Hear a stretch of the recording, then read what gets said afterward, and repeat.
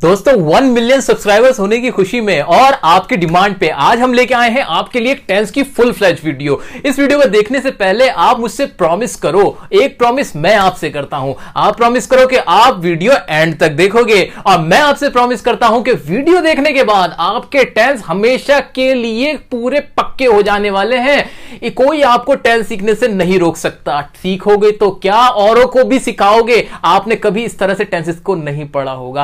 आपका आज दूसरा जन्म होने वाला है, तो कमर कस लीजिए पेन और कॉपी के साथ और मेरे साथ चलिए टेंसेस को सीखने।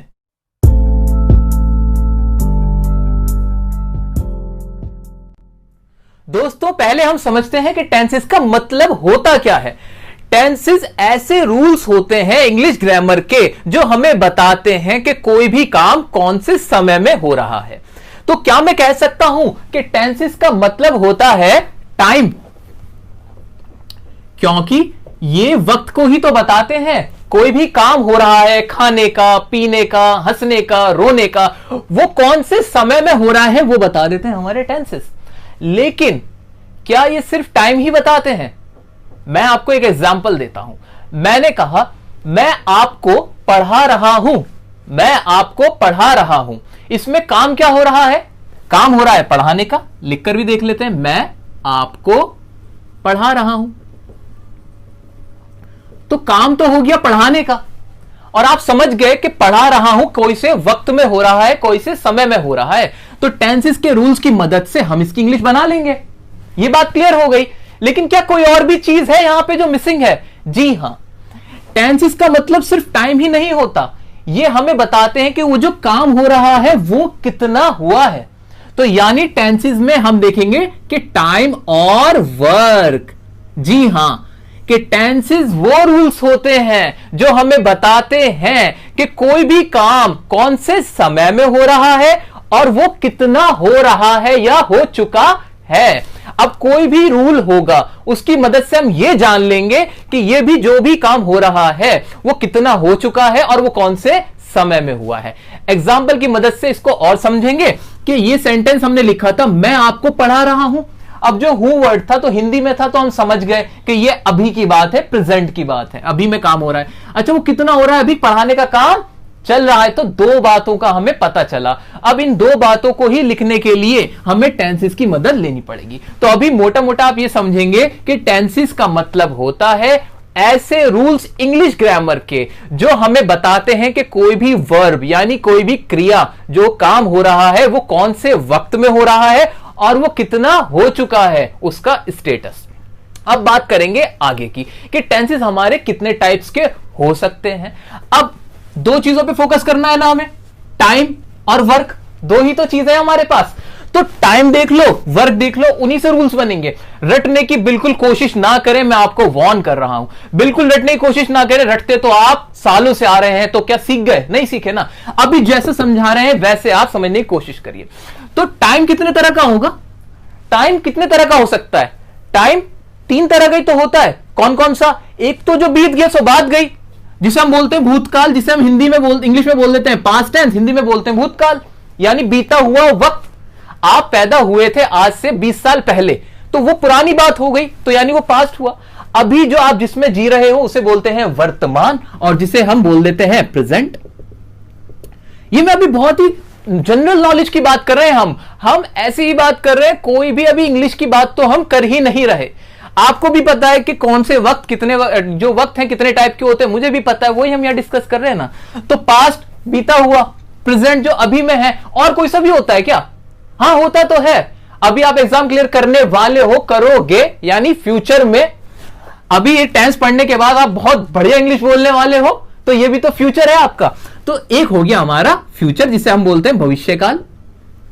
तो टेंस को तो मैंने कैटेगराइज करने की खूब कोशिश करी कि मैं और भी बढ़ा लूं इसको, इसके टाइप और बना दूं, लेकिन मुझसे तो बने ही नहीं। ये बने सिर्फ 3। एक तो जो समय चला गया जिसे मैंने कहा पास्ट, एक जो चल रहा है प्रेजेंट, और जो आने वाला है उसे बोलेंगे हम फ्यूचर। अब फिर वही बात दिमाग में आई कि टेंस तो ऐसे रूल्स हैं जो दो चीजों को बताते हैं। एक टाइम कि वो काम कौन से समय में हो रहा है वो, और दूसरा वर्क भी तो है। अब काम को भी ऐसे डिफाइन करते हैं। काम कितने तरह का हो सकता है? काम क्या सिर्फ चल ही रहा होता है? नहीं, काम तो पूरा भी हो सकता है। मेरे को कहना है आपसे, मान लीजिए कि मैं आपको पढ़ा चुका हूं, यहां पर एग्जाम्पल था मैं आपको पढ़ा रहा हूं, इसी को मैंने कन्वर्ट कर दिया और मैंने लिख दिया मैं आपको पढ़ा चुका हूं। अब जो पढ़ाने का काम था वो पूरा हो गया है, बिल्कुल पूरा हो चुका है। तो वर्क जो था वो बदल गया, पहले चल रहा था अब कंप्लीट हो गया। तो यानी वर्क के भी कुछ टाइप्स हो सकते हैं। आइए बनाते हैं। तो वर्क में मैंने देखा, एक तो मैंने देखा कंटिन्यूअस, जो काम लगातार चल रहा है उसे हमने बोल दिया कंटिन्यूअस, ठीक है। एक और टाइप बनाया मैंने उसको बोला परफेक्ट। परफेक्ट का मतलब परफेक्ट, आमिर खान को बोलते हैं मिस्टर परफेक्शनिस्ट। या मैंने आपसे कहा कि परफेक्टली हुआ, यानी कोई भी कमी उसके अंदर नहीं बची, वो अधूरा नहीं है किसी भी तरह से, उसे हमने बोला परफेक्ट। तो इसको ऐसे याद रख सकते हैं कि काम परफेक्ट है, उसका मतलब ये हुआ कि वो कंप्लीट है, उसमें कुछ बचा नहीं है। तो कंटिन्यूअस हुआ, परफेक्ट हुआ, और एक और भी तो हो सकता है। कौन सा हो सकता है देखते हैं ना। एक मैंने बोला इनडेफिनिट। अब इनडेफिनिट का मतलब यहां पर क्या हुआ सर? इनडेफिनिट सुना है क्या? हाँ, एक वर्ड सुना है मैंने, डेफिनेटली करूंगा ये काम, निश्चित ही करूंगा। यानी डेफिनेट का मतलब हो गया पक्का, और इनडेफिनेट उसका उल्टा, यानी इनडेफिनेट जो पक्का नहीं है, अनिश्चित, जिसे हम क्या बोल सकते हैं? अनिश्चित, जो पक्का नहीं है। तो कोई काम ऐसा जो पक्का नहीं, आपको पता ही नहीं चल पाता कि वो चल रहा है या पूरा हो चुका है। अभी सबको डिटेल में पढ़ेंगे, बिल्कुल बेफिक्र रहिए। अभी आप सिर्फ एक मोटी मोटी नॉलेज ले लें, एक कॉन्सेप्चुअल क्लियरिटी हमें करनी है। अभी हमने क्या क्या पढ़ा है, थोड़ा सा रिवाइज करते हैं। हमने पढ़ा कि टेंस कितना तरह के होते हैं, टेंस होता क्या है, और टेंस में हमने इनको बांटा टाइम और वर्क में, और टाइम के बेस पे हमने बांटा, और अब वर्क को वर्क के बेस पे बांट रहे हैं। इतना ही तो करा हमने। तो आइए इंडेफिनिट भी देख लिया। तो अभी तक तीन बांटे, एक काम कौन सा हो गया जो चल रहा है, एक काम जो कंप्लीट हो चुका है, और एक पढ़ा हमने जो अभी पता ही नहीं कि चल रहा है कि कंप्लीट है, वो बस नॉर्मल है। एक और होता है परफेक्ट कंटिन्यूअस। ये खामा खां का टेंस बनाया हुआ है परफेक्ट कंटिन्यूअस। इस तरह का कोई काम होना नहीं चाहिए था, लेकिन ग्रामर का रूल है इसलिए हमें पढ़ना है। ये अगर आपने पढ़ लिया तो इसे भी आसानी से पढ़ लोगे, उसके बारे में हम आगे बात करेंगे। तो दोस्तों अब हम टाइम और वर्क के बेसिस पे टेंस को कैटेगराइज करते हैं, देखते हैं कि टेंसेस कितने टाइप के बनते हैं इन दोनों के मिक्सचर से। तो आइए देखते हैं क्या है। तो टाइम कितने तरह का हुआ? एक तो हुआ प्रेजेंट, एक हुआ था हमारा पास्ट, और एक हो गया हमारा फ्यूचर, ठीक है। ये तो हो गया टाइम। अच्छा, वर्क कौन कौन से होंगे, वर्क को देखते हैं आइए। तो वर्क में हमने देखा था, एक तो था हमारा इंडेफिनिट, इसको मैं ठीक से लिख देता हूं, इंडेफिनिट। एक था हमारा कंटिन्यूअस, एक था हमारा परफेक्ट, और एक था हमारा परफेक्ट कंटिन्यूअस टेंस। अच्छा, अब इसका मतलब क्या हुआ? यानी प्रेजेंट में भी इंडेफिनिट होगा, ऐसा हो सकता है। हाँ जी, प्रेजेंट में काम हो रहा, टाइम जो है वो प्रेजेंट में, काम है हमारा इंडेफिनिट। ऐसे टाइम है प्रेजेंट, काम है हमारा कंटिन्यूअस, और ऐसे ही टाइम है हमारा प्रेजेंट, काम है हमारा परफेक्ट, टाइम है प्रेजेंट, काम है हमारा परफेक्ट कंटिन्यूअस। तो ये कितने टाइप के हो गए? ये हो गए जी 4 टाइप के। कितने? 4 टाइप के। तो मैं कह सकता हूं कि प्रेजेंट टेंस के हमारे 4 टाइप होते हैं, और वो 4 टाइप इस तरह से होते हैं। इनके नाम को हमने समझना सीख ही लिया है कि इनके नाम से हम कैसे पता लगा सकते हैं कि कौन सा काम हो रहा है और कितना हो चुका है। तो ये हमने समझ लिया। अच्छा, बिल्कुल समझ में आया। अब एक सवाल और, जिस तरह से प्रेजेंट टेंस में ये काम के बेस पे हमने 4 में कैटेगराइज किया, तो क्या पास्ट और फ्यूचर में भी ऐसा ही होगा? अब ये सवाल आता है, क्या ऐसा ही पास्ट और फ्यूचर में होगा? बिल्कुल होगा। वेरी लॉजिकल, ये बहुत ज्यादा लॉजिकल है। जिस तरह यहां हुआ ऐसे ही यहां पर भी होगा। यहां भी पास्ट का क्या होगा? एक इंडेफिनिट हो जाएगा, past continuous, past perfect, past perfect continuous. क्या फ्यूचर में भी यही चेंज चलेगी? हाँ जी, बिल्कुल चलेगी। ऐसा होगा कि काम कोई फ्यूचर, जो टाइम होगा उस काम का, वो फ्यूचर में होगा।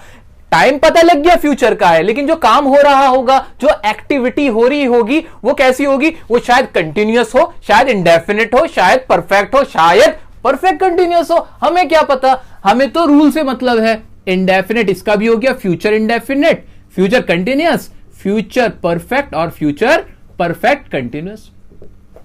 ये कुछ भी रटने की जरूरत बिल्कुल नहीं है। लोग कहते हैं कि जी 4 टाइप के सेंटेंस होते हैं, टेंसेस होते हैं, 3 होते हैं, इनके टोटल 12 ये वो। अरे नहीं सर, क्यों इतनी मेहनत कर रहे हो? कॉन्सेप्ट समझ लेना, टाइम वर्क दिमाग में ये बैठा लो, अपनी सारी ताकतों का इस्तेमाल करते हुए, अपनी जादुई शक्तियां जो भी हैं आपके अंदर, ये समझ लो टाइम और वर्क का कॉन्सेप्ट, और इसके बेस पे इनको कैटेगराइज इजीली कर लोगे। अब हमारा माइंड बिल्कुल क्लियर हो गया है। अब हमें यह समझ आ चुका है कि टेंसेस होते क्या हैं और उनके टाइप्स किस तरह से बने हैं। सर, आज तक आपने किसी किताब में यह नहीं पढ़ा होगा कि टेंसेस के जो टाइप्स हैं वो बनते कैसे हैं। हम इस वीडियो में यह डिस्कस कर रहे हैं कि टेंसेस के टाइप बने कैसे, यह इंपॉर्टेंट बात थी। इनको कैटेगराइज हम बिना रटे कैसे करें, यह इंपॉर्टेंट बात थी। तो अब हमारा एक ब्रॉड जो अंडरस्टैंडिंग है माइंड की वो हो चुकी है। अब हमारे को क्लियर कट आइडिया है कि हम क्या पढ़ने वाले हैं, यानी इन सब के अब हमें क्या पढ़ने हैं, रूल्स पढ़ने हैं। ये तो बहुत सारे हैं, 12 ये हैं, इनके भी अलग अलग टाइप्स होंगे, कैसे याद रखेंगे ये भी ट्रिक है। दोस्तों, अब हम वीडियो के उस पार्ट में आ गए हैं जहां मुझे आपका 100 and 200% कंसंट्रेशन चाहिए।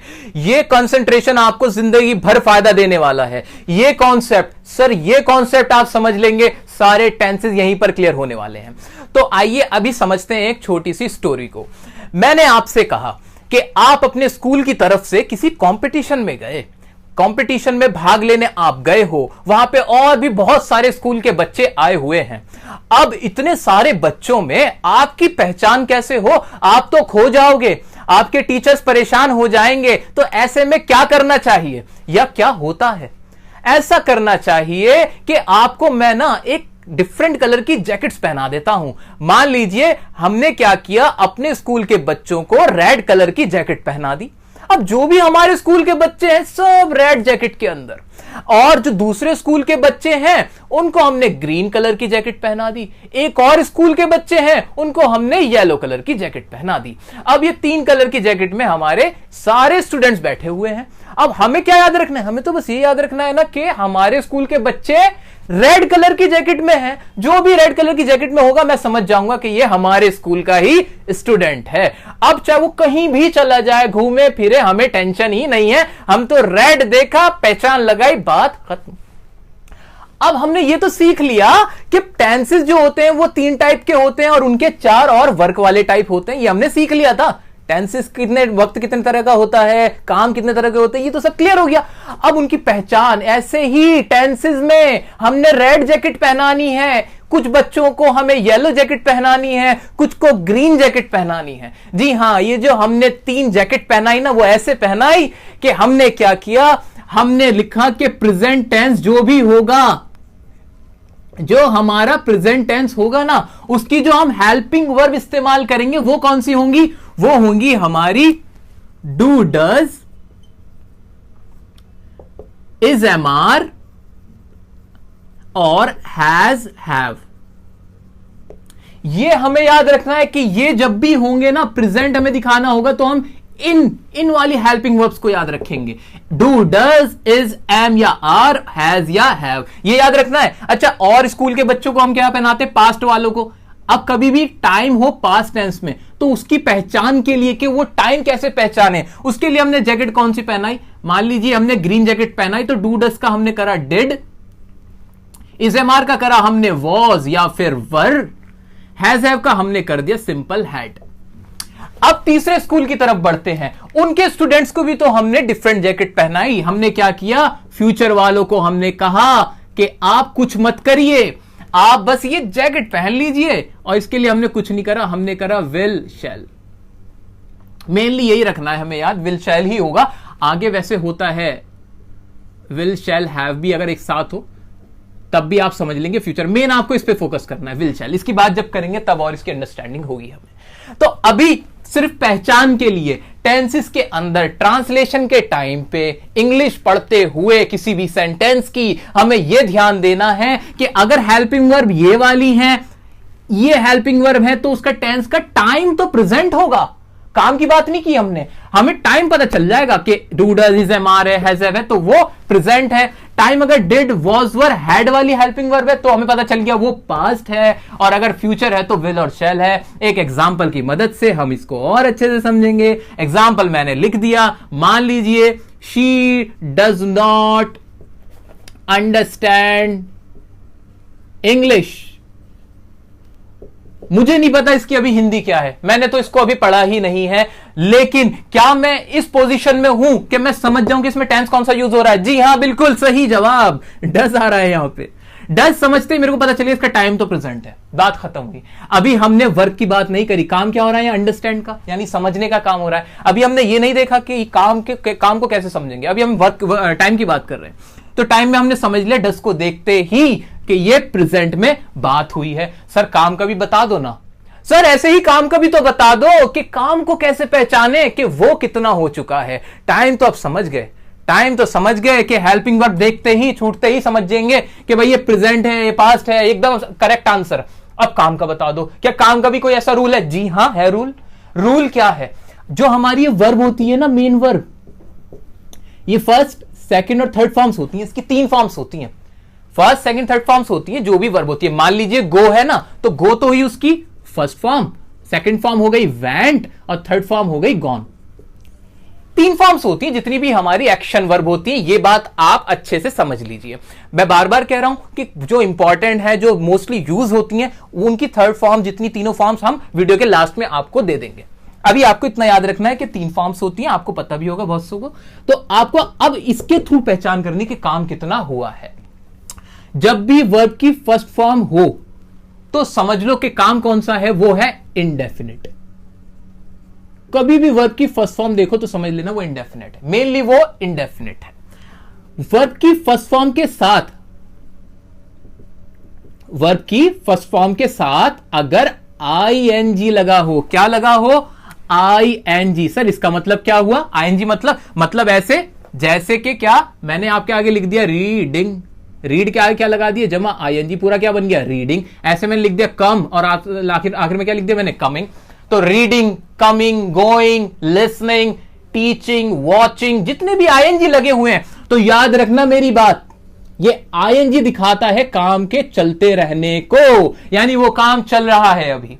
तो आईएनजी देखो, माइंड में एकदम क्लिक कर लो कि इस आईएनजी वर्ब जो हो रही है वो भी चल रही है, कुछ और मत देखो। जब भी वर्ब के साथ आईएनजी लगी हो, मेन वर्ब के साथ, आप समझ जाएंगे कि इसका मतलब क्या हुआ कि वो काम अभी चल रहा है। अच्छा, तो 2 बातें भी पढ़ ली। फर्स्ट फॉर्म है तो वो इंडेफिनिट है, मेन वर्ब की फर्स्ट फॉर्म के साथ आईएनजी है तो वो क्या हो गया? कंटिन्यूअस हुआ।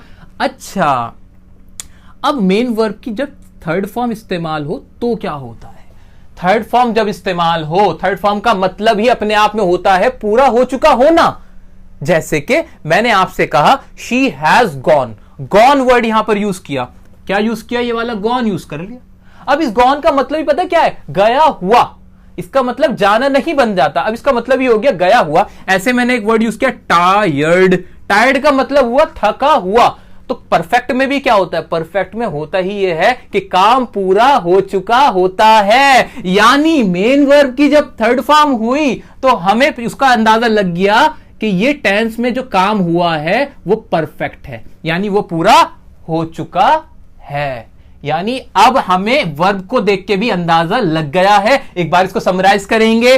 फर्स्ट फॉर्म होगी तो इंडेफिनिट, अगर फर्स्ट फॉर्म के साथ आईएनजी लगी होगी तो काम चल रहा है, कंटिन्यूअस है। वर्ब की थर्ड फॉर्म होगी तो वो हमेशा क्या होगा? परफेक्ट होगा। टाइम को देखकर, हेल्पिंग वर्ब्स को देखकर, जैकेट्स को देखकर टाइम पता चल गया, वर्ब को देखकर वर्क पता चल गया, टेंस का पूरा रूल पता चल गया। आइए अब इसको स्ट्रक्चर की फॉर्म देते हैं। हम बहुत आराम से बढ़ते चले जा रहे हैं अपने टारगेट की तरफ, और हमारा टारगेट है आज टेंस को सीखना। तो गाइज अब हमने बेसिक कॉन्सेप्ट्स को समझ लिया है। मेन वर्ब की कितनी फॉर्म्स होती हैं और कौन सी हेल्पिंग वर्ब्स क्या हैं, वो सब हम अब समझ चुके हैं। अब टाइम आया है प्रेजेंट इंडेफिनिट टेंस को स्टार्ट करने का। तो प्रेजेंट इंडेफिनिट टेंस का इस्तेमाल कब होता है? प्रेजेंट इंडेफिनिट टेंस का इस्तेमाल हम अपनी आदतों को बताने के लिए, अपना शेड्यूल बताने के लिए और अपना रूटीन बताने के लिए करते हैं। जी हां, जब भी आप प्रेजेंट इंडेफिनिट टेंस का इस्तेमाल करोगे तो यही वाले बातें बताओगे, इन्हीं सेंटेंसेस का आप इस्तेमाल करोगे। बहुत ज्यादा इस्तेमाल होता है, न्यूज़पेपर में भी इसका इस्तेमाल होता है, तो याद रखना न्यूज़पेपर्स के अंदर भी प्रेजेंट इंडेफिनिट टेंस में बहुत यूज किया जाता है। तो ये एक अलग चीज है। बाकी जो हमने 3 यूजेस पढ़े वो प्रेजेंट इंडेफिनिट टेंस के हैं। अच्छा, हिंदी में सर कैसे पहचानूं कि ये प्रेजेंट इंडेफिनिट टेंस का रूल लगेगा यहां पे? उसको पहचानने के लिए तरीका सुनिए। अब आप कोई भी हिंदी का सेंटेंस जिसके आखिर में क्या आवाज निकले, ता है, ती है, ते है, तो हो, तो आप प्रेजेंट इंडेफिनिट टेंस वहां लगा देना, बिना सोचे समझे बस लगा डालना। अगर ये वाली पहचान आप देखते हो, सेंटेंस कैसे ताहती है देखोगे, ऐसे देखना। जैसे मैंने कहा मैं स्कूल जाता हूं, जाता हूं। मेरी मम्मी खाना पकाती है, तुम वहां क्या करते हो? तुम झूठ क्यों बोलते हो? हम इंग्लिश पढ़ते हैं। तो ये हिंदी की पहचाने मैंने आपको बता दी, लेकिन इसका हमेशा इस्तेमाल मत करना। पता चला पूरी जिंदगी आप बस यही इस्तेमाल सीख के पहचान कर रहे हो। नो, ये तो अभी बेसिक्स के लिए बताया है, ये आपकी एक मदद की गई है। असली रूल तो आपको ऐसे ही याद करना है। कैसे? कि जहां आदतें होंगी, जहां पे आपको इंडेफिनेट और प्रेजेंट टाइम कौन सा होगा, प्रेजेंट का काम कैसा होगा, इंडेफिनेट का, इस तरह से आपको कॉन्सेप्ट याद करना है। ठीक है, तो आगे बढ़ते हैं। तो हमारा पहला है रूल अफर्मेटिव के लिए। अब ये सर अफर्मेटिव क्या होता है? डिफरेंट सेंटेंस हम अपनी लाइफ में बोलते हैं। जैसे कि हम वो कहते हैं कि मैं जाता हूं, मैं वहां क्रिकेट खेलता हूं। ये सारे तो हो गए अफर्मेटिव के, यानी इनमें हाँ में बात हुई, हाँ ये मैं काम करता हूं। ऐसे मैंने कहा जो मैं काम नहीं करता हूं उनके लिए क्या होगा? तो इसी बिहाफ पे, इसी बेसिस पे हमने क्या करा, सेंटेंस को कैटेगराइज कर रखा है। मेनली हम 3 कैटेगरी पढ़ने वाले हैं, एक अफर्मेटिव, एक नेगेटिव और एक इंटरोगेटिव। आपने सेंटेंस के टाइप्स पढ़े होंगे, बाकी हम यहां डिस्कस कर लेंगे। ठीक है, तो अफर्मेटिव जिसमें हम हाँ में बात करते हैं, जी हाँ ये काम हम करते हैं। आप प्रेजेंट इंडेफिनिट टेंस में ऐसे सेंटेंस जिसमें हम कहते हैं हाँ जी ये काम तो मैं करता हूं, ठीक है, तो उनके लिए आप कैसे इंग्लिश बनाओगे, उनकी ट्रांसलेशन कैसे करोगे, उसको समझते हैं। अफर्मेटिव किसी का भी हो, कोई भी सेंटेंस अगर अफर्मेटिव में है यानी हां में बात हो रही हो, तो सबसे पहले आप लगा देंगे सब्जेक्ट। सब्जेक्ट आ जाएगा, यानी जो काम करता है उसका नाम आ जाएगा, उसकी इंग्लिश यहां पर आ जाएगी। जैसे कि अब ये मैं है, तो मैं यहां पर क्या है, काम करने वाला है। मैं व्हाइट बोर्ड पर लिखता हूं, तो इसके लिए क्या सब्जेक्ट बना, मैं इसका सब्जेक्ट हो गया। आगे बढ़ेंगे। मेन वर्ब की कौन सी फॉर्म, रूल तो हमारे यहां लिखे हुए तो है। मेन वर्ब की कौन सी फॉर्म लगेगी, फर्स्ट कब लगेगी, जब इंडेफिनिट होगा। तो हम पढ़ ही क्या रहे हैं, प्रेजेंट इंडेफिनिट, तो मेन वर्ब की फर्स्ट फॉर्म लग गई सर। यहां पे आपको हमने रीजन भी दिया, वजह भी दी कि ये फॉर्मूला बन कैसे रहा है। रटने की कोई भी जरूरत नहीं है। अगर ये वीडियो देखने के बाद भी अगर आप रट रहे हो, तो सर ये वीडियो बनाने का हमारा जो पर्पस था वो फुलफिल नहीं हो पाएगा। मुझे पूरी उम्मीद है हमारे सब साथी इसको रटेंगे नहीं और इसको ऐसे ही समझेंगे। और वीडियो को लाइक जरूर कर देना अगर आपको ये रीजन जानने के बाद मजा आया हो तो यहां मेन वर्ब की कौन सी फॉर्म लगनी है, फर्स्ट। कौन सी लगी, हां फर्स्ट लगी, बिल्कुल कोई सोचना ही नहीं है, फर्स्ट फॉर्म लगी, ठीक है। अब एस या ईएस लगेगा, वो कब लगेगा, वो तब लगेगा। वैसे इसके बारे में तो हमने बता रखा है, हमारी एक एरर डिटेक्शन की वीडियो, उसमें हमने डिस्कस किया था कि एस या ईएस कब आएगा। अब दोबारा एक बार मैं आपको समझा देता हूं। एस या ईएस तब लगेगा मेन वर्ब की फर्स्ट फॉर्म के साथ, जब ये जो हमारा सब्जेक्ट है ना, ये जो हमारा सब्जेक्ट है वो थर्ड पर्सन हो। थर्ड पर्सन कौन सा, जिसके बारे में बात की जा रही है वो थर्ड पर्सन हो, और वो थर्ड पर्सन अगर सिंगुलर हो, अगर थर्ड पर्सन हमारा सिंगुलर हो, और उसके साथ हम क्या लगाएंगे, वो हमारा सब्जेक्ट है, तब हम लगा देंगे मेन वर्ब की फर्स्ट फॉर्म के साथ एस या ईएस। इसको एग्जांपल के साथ भी समझ लेते हैं। जैसे सेंटेंस है मेरा, कुणाल मेरे साथ रहता है। कुणाल मेरे साथ रहता है। कुणाल कौन, थर्ड पर्सन जिसके बारे में बात की गई है, यानी वो फर्स्ट पर्सन नहीं, कहने वाला नहीं, सुनने वाला नहीं, वो थर्ड पर्सन है, कोई तीसरा है। तो कुणाल थर्ड पर्सन हुआ कि नहीं हुआ, क्या वो सिंगुलर है, हां कुणाल एक व्यक्ति है, तो उसके साथ मेन वर्ब जो भी होगी हम क्या लगा देंगे, एस या ईएस लगा देंगे। अच्छा, लास्ट में फिर आ जाएगा हमारा ऑब्जेक्ट। तो हमने इसको पूरा अच्छे से समझ लिया, सब्जेक्ट, वर्ब की फर्स्ट फॉर्म, एस या ईएस और ऑब्जेक्ट। क्लियर। अब इसको एग्जांपल से समझेंगे। अफर्मेटिव हमारा खत्म हो जाएगा। फिर मैं व्हाइट बोर्ड पर लिखता हूं, सब्जेक्ट क्या, मैं की इंग्लिश क्या हो जाएगी, आई। अच्छा, आई के साथ एस या ईएस लगा दूं, क्या लगाऊंगा, क्या दिमाग में सोचो, सब्जेक्ट सोचते ही एस ईएस का दिमाग में ख्याल आना चाहिए। आई तो ऐसा लग रहा है सिंगुलर, अरे नहीं, मुझे मतलब ही नहीं है कि सिंगुलर है कि प्लूरल, मुझे देखना है थर्ड पर्सन है कि नहीं। पहले तो ये देखो ना कि थर्ड पर्सन है कि नहीं। नहीं जी, ये थर्ड पर्सन नहीं है, ये तो फर्स्ट पर्सन है, इसलिए एस या ईएस का कोई क्वेश्चन ही नहीं बनता, SES नहीं लगाएंगे। ओहो मजा आया, ठीक है कोई दिक्कत नहीं। आगे बढ़ूंगा मैं। मेन वर्ब की फर्स्ट फॉर्म आनी है। मेन वर्ब क्या है इसमें? मैं व्हाइट बोर्ड पर लिखता हूं, लिखना, लिखने की इंग्लिश क्या होती है? राइट। तो यहां हम क्या लिख देंगे? राइट, हम भी राइट कर देंगे, ठीक है। आई राइट, और ऑब्जेक्ट क्या है इसमें? किसके ऊपर लिखा जा रहा है? व्हाइट बोर्ड पर। तो मैं लिखूंगा आई राइट ऑन, और हमारा क्या आ जाएगा? White board. मैंने कोई भी सेंटेंस रटने की कोशिश ही नहीं करी, मैंने बस रूल देखा और कर लिया। अच्छा हिंदी से भी समझ लो जरा इसको। मैं व्हाइट बोर्ड पर लिखता हूं, ये क्या मेरे शेड्यूल है? शायद मेरा शेड्यूल हो सकता है। मेरी आदत है? हां मेरी आदत हो सकती है। मेरा रूटीन है? हां जी हो सकता है। तो ये वाला प्रेजेंट इंडेफिनिट इंग्लिश वाले जो हमने पहचान बनाई थी उससे प्रूव हुआ। अब देखो क्या हिंदी वाली पहचान, एक और पहचान तो थी, आखिर में ताहू आ रहा है, ये तो रहा ताहू। हां मैं व्हाइट बोर्ड पर लिखता हूं आया, ताहू कोई भी आएगा तो वो क्या होगा? प्रेजेंट इंडेफिनिट होगा। तो हमने दोनों तरीके से समझ ली सर ये वाली बात, और रूल तो हमें पता ही है। आओ दूसरे एग्जांपल पे। तुम उसे जानते हो। अब ते हो माइंड में आते ही समझ में आ गया क्या ये प्रेजेंट इंडेफिनिट है। तुम उसे जानते हो यानी ये हमारा हुआ प्रेजेंट इंडेफिनिट। इसको भी बनाएं, जल्दी से बनाते हैं। आइए सब्जेक्ट जल्दी बनाओ। तो तुम की इंग्लिश क्या हो जाएगी? तुम की इंग्लिश होगी हमारी यू। वर्ब क्या है? वर्ब आएगी ना, मेन वर्ब क्या है? उसे जानते, जानने की इंग्लिश क्या होती है? नो। अच्छा SEIS लगा दूं? लगा दें क्या हम यहां SEIS? नहीं लगाएंगे सर, क्योंकि ये तो थर्ड पर्सन है ही नहीं, ये तो सेकंड पर्सन है। अच्छा बहुत अच्छी बात, यू नो। और उसे की इंग्लिश क्या हो जाएगी? उसे की इंग्लिश हो जाएगी हिम या हर। डिपेंड करता है, अगर लड़के के बारे में बात हुई है तो हिम, लड़की के बारे में हुई है तो हर। अगले एग्जांपल पे आ सकते हैं अब हम। कुणाल मेरे साथ रहता है, इसको हमने पहले पढ़ ही लिया है, तो कुणाल के साथ हमें पता है SEIS लगेगा। वर्ब क्या है इसके अंदर? रहता। रहने की इंग्लिश क्या होती है? लिव। S लगेगा? बिल्कुल लगेगा। Kunal lives with me. ये हमने इसके एग्जांपल करे अफर्मेटिव के। दोस्तों अब हम बात करने वाले हैं प्रेजेंट इंडेफिनिट टेंस के नेगेटिव सेंटेंस की। अफर्मेटिव हो चुका, नेगेटिव में देखते हैं क्या इसके अंदर चेंजेस हैं। बेसिक तो बात वही रहेगी कि नेगेटिव कोई सा भी होगा, नहीं वाला होगा। शुरुआत तो सब्जेक्ट से ही होगी और खत्म ऑब्जेक्ट पे ही होगा, ये तो क्लियर है हमें, ठीक है। अब देखते हैं सब्जेक्ट के बाद क्या लगाएंगे। तो हिंदी से इंग्लिश बनाते वक्त आप सबसे पहले सब्जेक्ट इंग्लिश बनाओ, उसके बाद डू या डज लगाओ। डू किसके साथ, डज किसके साथ? तो डू जाएगा प्लूरल्स के साथ जो एक से ज्यादा है, और सिंगुलर्स के साथ लगेगा डज। लेकिन याद रखना आई के साथ आप इस्तेमाल हमेशा करोगे डू, ठीक है। कंफर्म, कोई डाउट नहीं जी। आगे बढ़ जाते हैं। सर नॉट लगा देना, क्योंकि नॉट की ही हिंदी नहीं होती है। उसके बाद मेन वर्ब की फर्स्ट फॉर्म प्लस ऑब्जेक्ट, ये रहेगा फॉर्मूला नेगेटिव सेंटेंसेस के लिए। एग्जांपल की मदद से इसको करते हैं। एग्जांपल है मेरा, मैं झूठ नहीं बोलता हूं। आपके सामने मैंने एक एग्जांपल रखा, मैं झूठ नहीं बोलता हूं। मैंने कहा इसकी इंग्लिश बनाओ। अब क्या पहला स्टेप होना चाहिए मेरा? पहला स्टेप ये होना चाहिए, सर ये टेंस कौन सा है? सर ये टेंस कौन सा है? हाँ जी इसमें कोई काम हो रहा है। क्या काम हो रहा है? झूठ बोलने का काम हो रहा है। मैं झूठ नहीं बोलता हूं, यानी नहीं बोलता नेगेटिव है।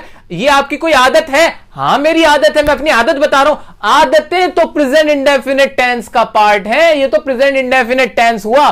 कंफर्म, पता चल गया प्रेजेंट इंडेफिनिट टेंस है। अच्छा और कोई पहचान? और भी तो पहचान थी। हाँ हिंदी वाली पहचान। क्या इसके आखिर में ता है, ती है वगैरह आ रहा है? हाँ मैं झूठ नहीं बोलता हूं, मैं आ तो रहा है, ये ता हूं, ये तो प्रेजेंट इंडेफिनिट टेंस है। अब इसको हम ऐसे समझ रहे हैं सर कि कभी भी कोई भी सेंटेंस हमारे सामने आ जाए तो उसकी कैसे इंग्लिश बनानी है, ये माइंडसेट बना के हमें पढ़ना है। ये नहीं कि इसको सिर्फ ये एग्जांपल है सॉल्व करे खत्म। नो, एग्जाम्पल 1000 2000 लाख कितने भी आप सेंटेंस बनाओगे रूल यही लगेगा, पहचाने यही रहेंगी, ये टस से मस नहीं होगी सर। इसलिए हमने पहचानों को माइंड में रखते हुए करना है, फिर प्रैक्टिस हो जाएगी तो ज्यादा सोचने की जरूरत नहीं पड़ा करेगी, बिलीव मी।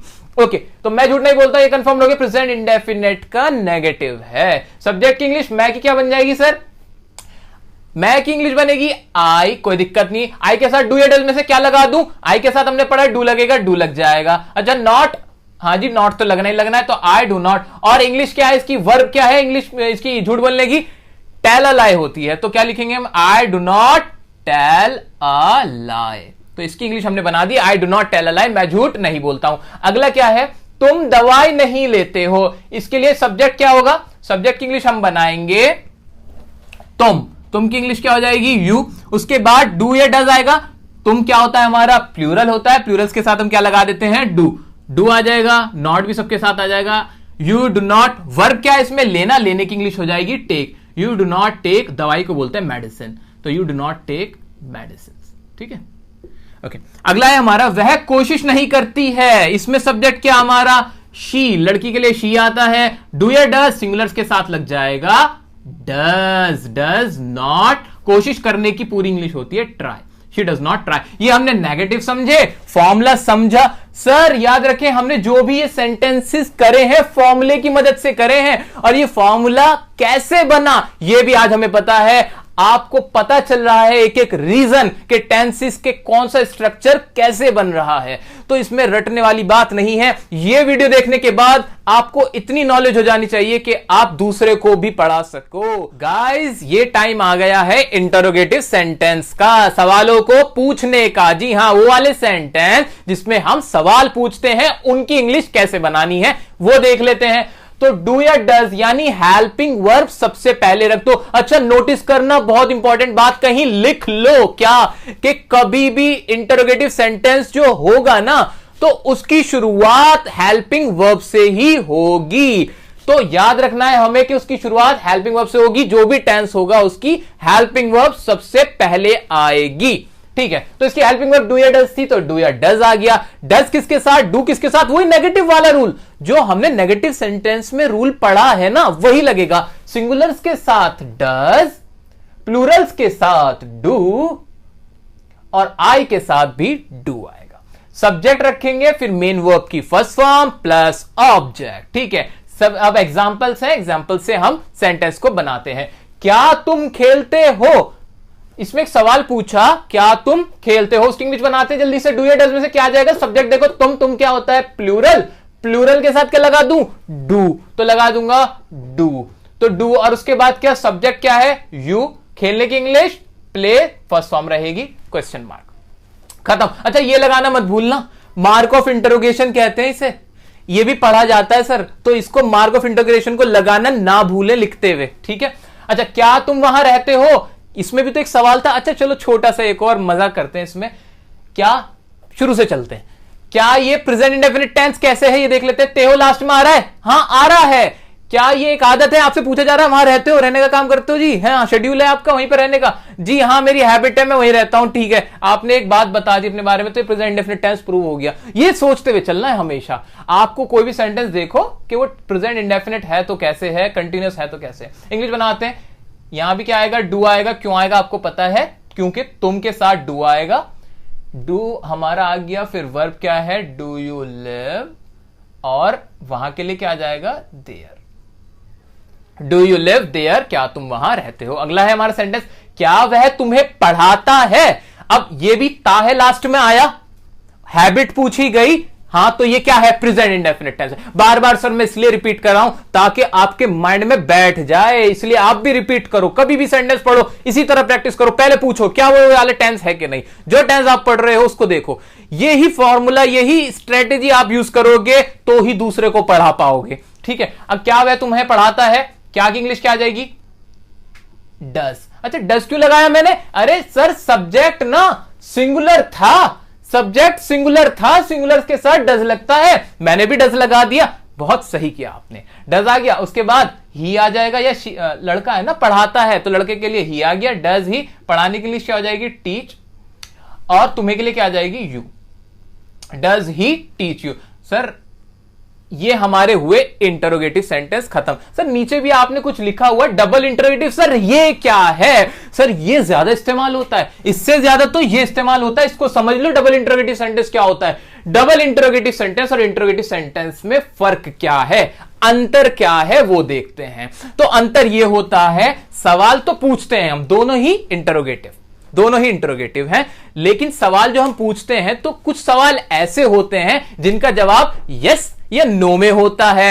ओके, कुछ सवाल ऐसे होते हैं जिनका जवाब आप चाह के भी यस या नो नहीं कर सकते होते हैं। आप सोचो कैसे ऐसे सवाल हो सकते हैं। बिल्कुल, मैंने आपसे पूछा क्या मुझे जानते हो, तो जवाब क्या दोगे, यस या नो ही तो देना पड़ेगा। तीसरा कोई जवाब दोगे, नहीं दे सकते। आप बोले हाँ नहीं, हाँ जानता हूं या नहीं जानता हूं। एक सवाल मैंने आपसे पूछा आपका नाम क्या है, आप जवाब दोगे मेरा नाम हाँ है, नहीं, आप क्या बोलोगे, अपना नाम बताओगे। तो ये जो जहां पे आप यस या नो में आंसर दे सकते हो, या सवाल ही ऐसा हो जिसका आंसर सिर्फ यस या नो में होगा, तो वो इंटरोगेटिव होता है, सिंपल। लेकिन जो सवाल जिसमें आपको पूरे डिटेल में आंसर देना पड़ता है ना, वो डबल इंटरोगेटिव होता है।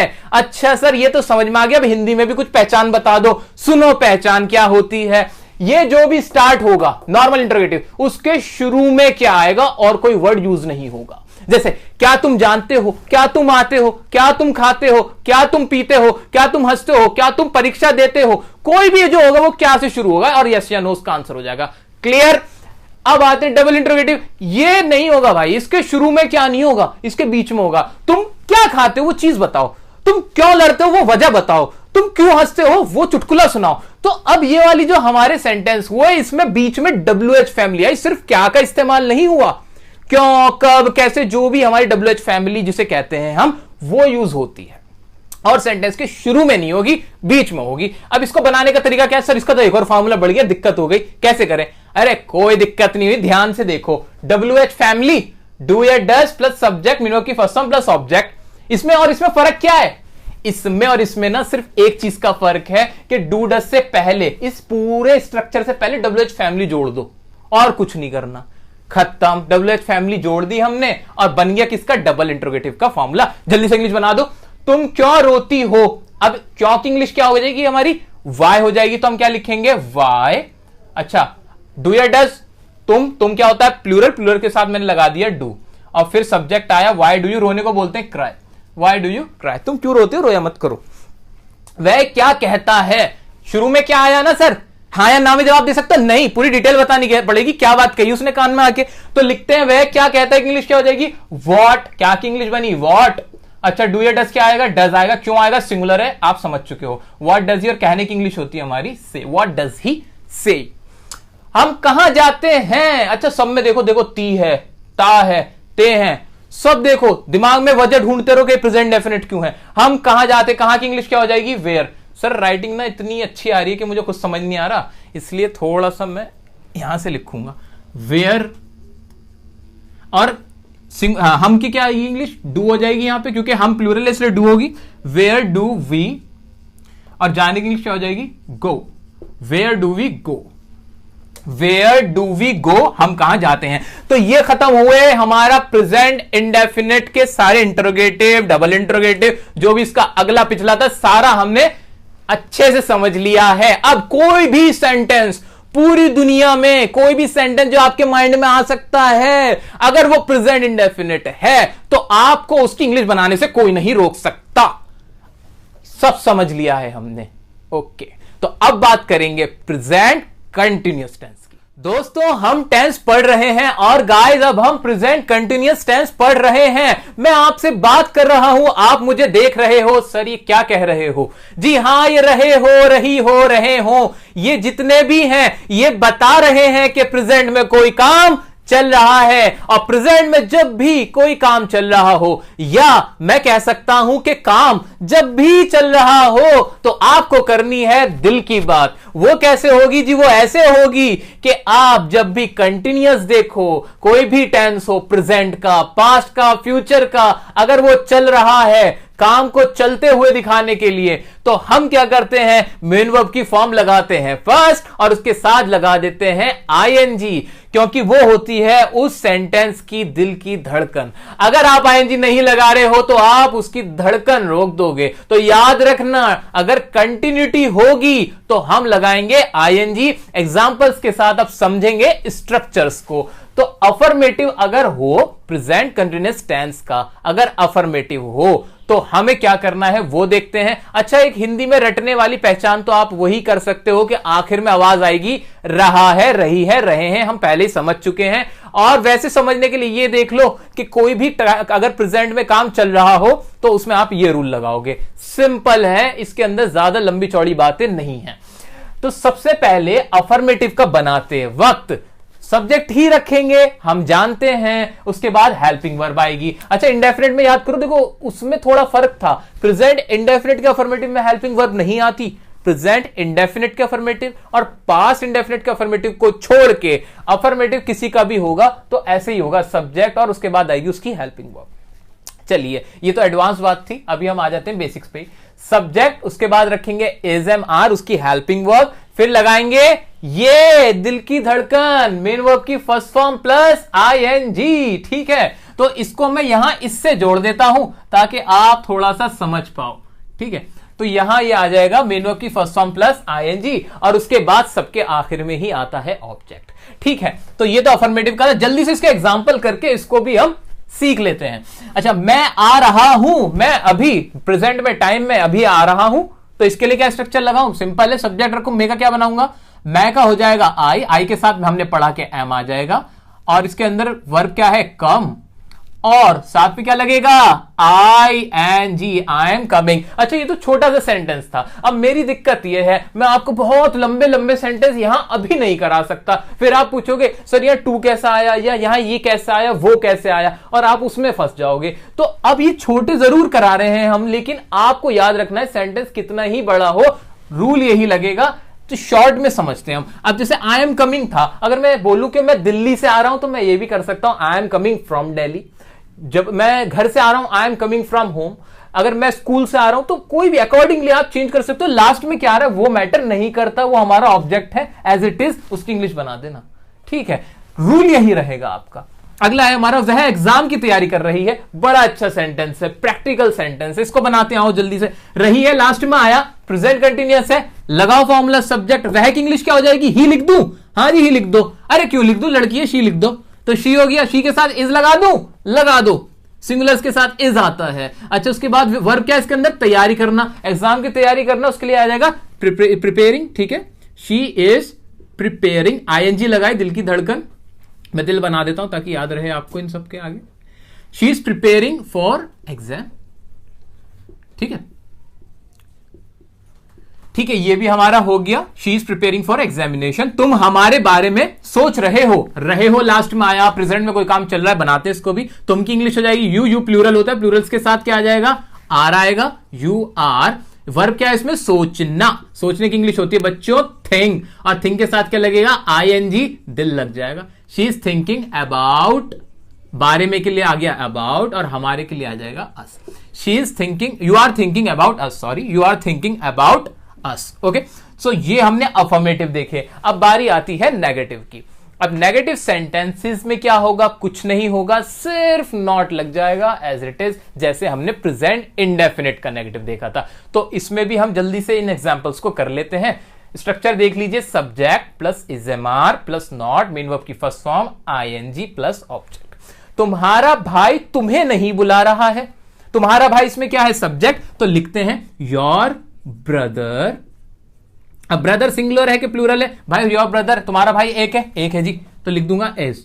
Your brother is not, verb क्या होगी इसके साथ? बुलाने को बोलते हैं कॉल, लग जाएगा ING. Your brother is not calling you, इसकी इंग्लिश ये बनी। अगला एग्जांपल है, मैं तुम्हारे साथ नहीं आ रहा हूं, तो आई एम, आई के साथ एम लगाया, नॉट सबके साथ लग नहीं है, वर्ब है कम, और साथ में क्या लगा? ING. I am not coming, और साथ के लिए आ गया विथ यू।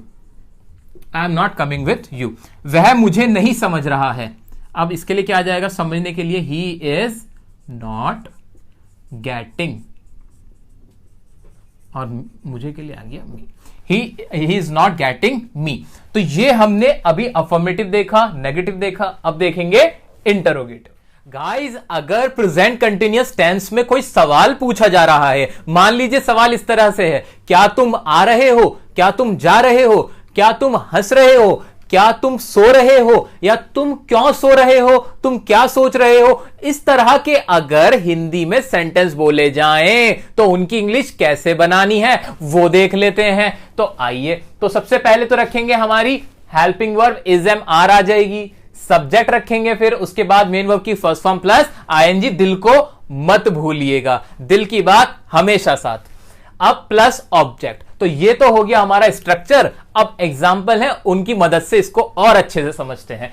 क्या तुम मुझसे बात कर रहे हो, आखिर में रहे हो आ रहा है, तो समझ ही जाना चाहिए ये प्रेजेंट का कंटिन्यूअस है, और इसकी हेल्पिंग वर्ब होती है इज एम आर, और इज एम आर में सबसे पहले लगा दूंगा। अब तुम क्या होता है? प्लूरल होता है, प्लूरल के साथ आर आता है। तो आइए इसको कर लेते हैं।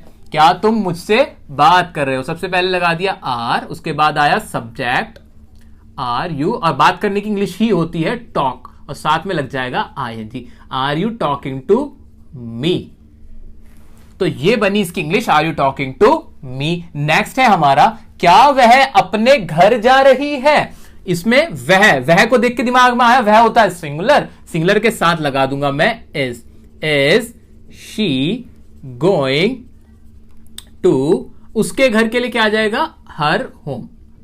अपना घर यानी उसका घर, is she going to her home, ये भी हो गया। अगला है हमारा, क्या तुम अपना बर्थडे मना रहे हो? पूछ रहे हैं भाई बर्थडे मना रहे हो कि नहीं, तो क्या आ जाएगा? आर यू, मनाना कोई त्योहार मनाना हो, बर्थडे मनाना, उसके लिए आता है सेलिब्रेट।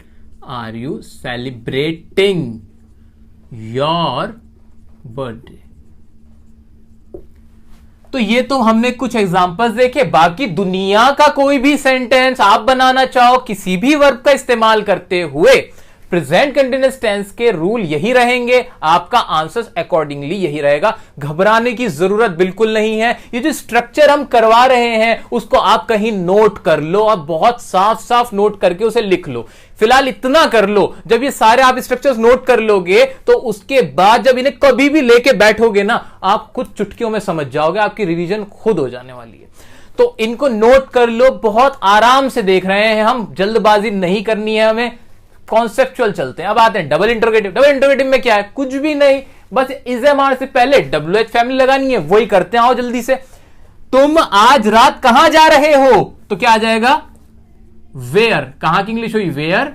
और फिर वही बाकी का तो ये ऊपर वाला ही आ जाएगा, वेयर। इज एम आर में से लगाया are, where are you going, और आज रात के लिए आ गया टुनाइट। मैं तो कहीं नहीं जा रहा आज रात। आपका पता नहीं वह मुझसे बात क्यों नहीं कर रहा है? क्यों नहीं कर रहे हो आप बात? तो इसके लिए क्या हो जाएगा? वाई। क्यों की इंग्लिश बनती है वाई, WH फैमिली आपको लगा देना है, वाई। फिर क्या है? वह मुझसे, तो सब्जेक्ट सिंगुलर है हमारा, हम लिखेंगे is. Why is he not, बात करने की इंग्लिश हुई टॉक, ING लगेगा टू मी। ओके, नेक्स्ट है हमारा, तुम कौन सा फोन यूज कर रहे हो? जरा बताओ तो हमें। तो उसके लिए क्या आ जाएगा?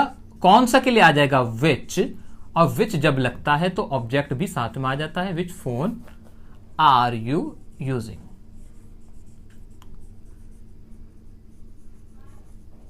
तो ये हमने देखे कुछ एग्जांपल्स इसके इंटरोगेटिव और डबल इंटरोगेटिव, और बहुत बहुत मुबारक हो आपको, आपका प्रेजेंट कंटीन्यूअस टेंस भी with reasons, with answers complete हो चुका है।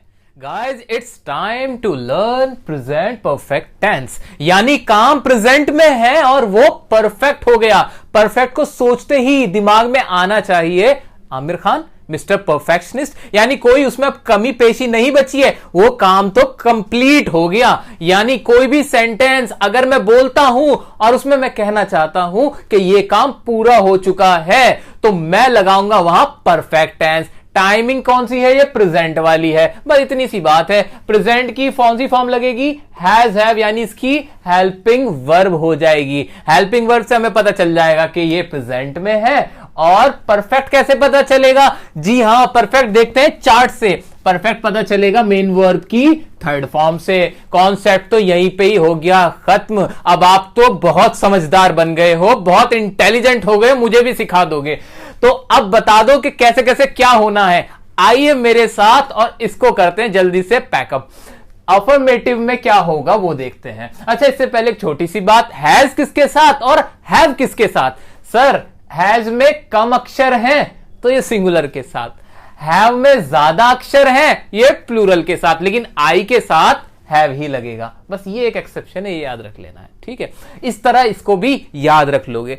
और वही अफर्मेटिव शुरुआत में तो सब्जेक्ट ही आएगा, जी हां सब्जेक्ट ही आएगा। उसके बाद हेल्पिंग वर्ब आती है, हां आती है। इसकी हेल्पिंग वर्ब क्या हुई? हैज हुई। मेन वर्ब की कौन सी फॉर्म? थर्ड फॉर्म यहां से आ गई, और लास्ट में ऑब्जेक्ट आता है। एग्जाम्पल करते हैं जल्दी से। मैं खाना खा चुका हूं। अच्छा, हिंदी में भी तो पहचान बता दो सर। हिंदी में चुका है, चुकी है, चुके हो, लिया है, दिया है, मतलब ऐसा ये जो कुछ फॉर्म्स हैं, ये जो मैंने आपको हिंदी में बताई हैं, असल में तो आपको सर यही देखना पड़ेगा कि काम पूरा हो जाए। आप कहना अगर ये चाहते हो कि मैंने ये पर्टिकुलर काम, ये कोई भी वर्ब मैंने कंप्लीट कर ली है, जैसे मैंने कहा मैंने ताजमहल देखा हुआ है, तो यानी वो काम मैंने पूरा किया हुआ है। मैंने जैसे पानी पी लिया है, तो पानी पी लिया सर, वो काम पूरा हो गया है, तो वो दिमाग में रखना। तो रटने की कोई, ये इनिशियल स्टेज के लिए हम लोग बात कर रहे हैं, अदरवाइज जरूरत नहीं है। तो मैं खाना खा चुका हूं, यानी खाने खाने का काम कंप्लीट कर लिया है, वो रटने वाली बात आ गई, चुका हूं लास्ट में आ रहा है। बनाते हैं इसको। आइए, मैं के लिए क्या आ जाएगा, आई के साथ मैंने लगा दिया हैव, क्योंकि आई के साथ हैव आता है। और फिर क्या है, वर्ब है। खाना खाने को इंग्लिश में बोलते हैं ईट, सेकंड फॉर्म होती है एट, थर्ड फॉर्म होती है eaten. I have eaten the food. ये बन गया जी मेरा सेंटेंस, इंग्लिश बन गई। हम उससे मिल चुके हैं, सब्जेक्ट क्या, वी, साथ में क्या आएगा, हैव। सर हैज लगाओ ना, अरे क्यों लगाऊं, प्लूरल के साथ तो हैव आता है। मीट की थर्ड फॉर्म होती है मैट, वी हैव मैट, और साथ में क्या लगा दिया मैंने, हिम। हर भी आ सकता है, लड़का लड़की देखना पड़ेगा। वह तुमसे मिल चुका है, वो पहले मिला हुआ है आपसे, तो यानी वो काम हो चुका है पूरा। तो वह तुमसे मिल चुका है, तो इसके लिए क्या आ जाएगा, लड़का है तो क्या आएगा, ही हैज मैट यू। ये कुछ एग्जांपल्स हमने कर लिए। इसके नेगेटिव पे आ जाते हैं। नेगेटिव में और इसमें फर्क क्या होगा, आप खुद सोचो दिमाग से, नेगेटिव में और इसमें फर्क क्या होगा। कोई फर्क नहीं होगा, सिर्फ लग जाएगा नॉट लगेगा, NOT नॉट।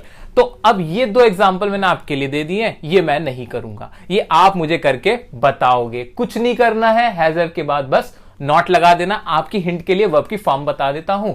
देखने की इंग्लिश हो जाती है सीन, और पहुंचने की इंग्लिश हो जाएगी, थर्ड फॉर्म लिख रहा हूं मैं यहां पे आपके लिए, रीच्ड। तो ये है, ये क्या है, थर्ड फॉर्म। तो आपको अगर दिक्कत आएगी तो इसमें आएगी, ये मैंने आपके लिए लिख दी फॉर्म, ये है थर्ड।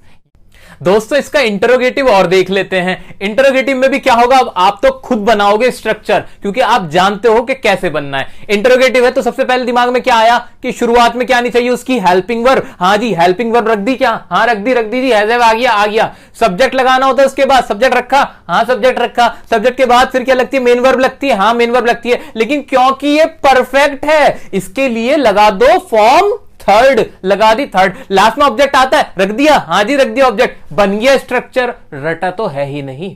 ठीक है, अब इसके कुछ एग्जांपल देखते हैं, जल्दी से उसकी इंग्लिश भी बना देते हैं। एग्जांपल क्या तुम मैच जीत चुके हो, क्या तुम मैच जीत चुके हो, यानी मैच जीतने का काम खत्म हो गया है। तो बनाएंगे इसकी। तो सबसे पहले तो सब्जेक्ट क्या है, यू, इसके लिए क्या आ जाएगा, हैव, फिर आ जाएगा सब्जेक्ट, और जीतने की इंग्लिश होती है विन, वॉन, तो हैव यू वॉन, और लास्ट में क्या आ जाएगा, object, have you won the match. अच्छा, अगला एग्जांपल है, क्या तुमने काम कर लिया है, जो आप काम कर रहे थे, जो काम करते हो, वो काम क्या आपने पूरा कर लिया है, प्रेजेंट में पहले से चल रहा था और आपने फिनिश कर लिया है।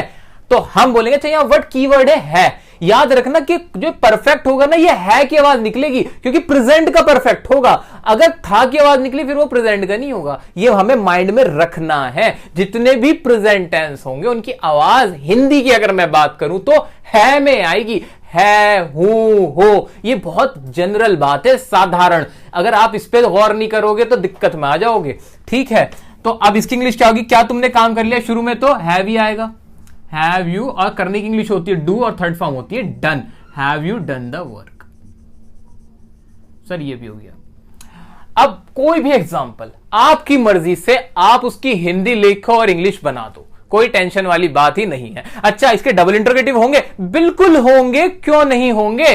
डबल इंटरोगेटिव में क्या चेंज होगा, सर कोई चेंज नहीं होने वाला। डबल इंटरोगेटिव में हम बस क्या करने वाले हैं कि स्ट्रक्चर जो है ये हमारा ये वाला, उससे पहले हम लिखने वाले हैं WH फैमिली, जो हम करते भी हैं, लगा दो WH फैमिली। अच्छा, अपनी कॉपीज में आप अलग अलग ही लिखना, ये तो मैंने अपनी सुविधा के लिए, यहां थोड़ा सा मैं सेल्फिश हो रहा हूं, अपनी सुविधा के लिए कि दोबारा ना लिखना पड़े, मैं यहां से इसको रब करके लिख रहा हूं, आप अलग अलग लिखोगे। अच्छा, और एग्जांपल में क्या हो जाएगा, शुरू में क्या नहीं आएगा और क्या कहां पर आएगा, क्या तुम मैच जीत चुके हो, हम कह देंगे तुम कब, हमने इसको बना दिया कब, तुम कब मैच जीत चुके हो। क्या तुमने काम कर लिया को हमने कह दिया तुमने काम कैसे कर लिया है। ये तो मैंने अपने अकॉर्डिंग सेंटेंस बनाया, आप भी अपनी मर्जी का कोई भी सेंटेंस, जी हां, रूल लगाओ और बना लो ना। अब तो आप मालिक हो गए, आप राजा बन गए हो, आपको सब पता चल गया है कि कैसे करना है। अब इंग्लिश में डर नहीं लगना चाहिए, बिल्कुल नहीं। अब तो पढ़ा सकते हो। तुमने अब ये बनाया हमने, तुमने काम कैसे कर लिया। अब इसकी इंग्लिश में क्या फर्क आ जाएगा, कोई फर्क आएगा? देखो जादू, जादू कुछ नहीं करूंगा मैं क्या कर दूंगा, कब की इंग्लिश क्या होती है, वैन। मैंने इसके आगे बस वैन जोड़ दिया। चलो लो साफ साफ लिख देते हैं, यहां पे लिख देंगे वैन, बस। जादू, इसमें क्या करूंगा, पूरा मिटाऊं? मैं तो नहीं मिटा रहा। तुमने काम कैसे कर लिया को मैं कर दूंगा हाउ, बस। ये तो फर्क है। तो ये बन गए हमारे डबल इंटरोगेटिव। तो ये डबल इंटरोगेटिव का स्ट्रक्चर था, और इस तरह ये करते हुए हमने बहुत ही शानदार तरीके से प्रेजेंट परफेक्ट टेंस को भी परफेक्टली खत्म कर लिया है।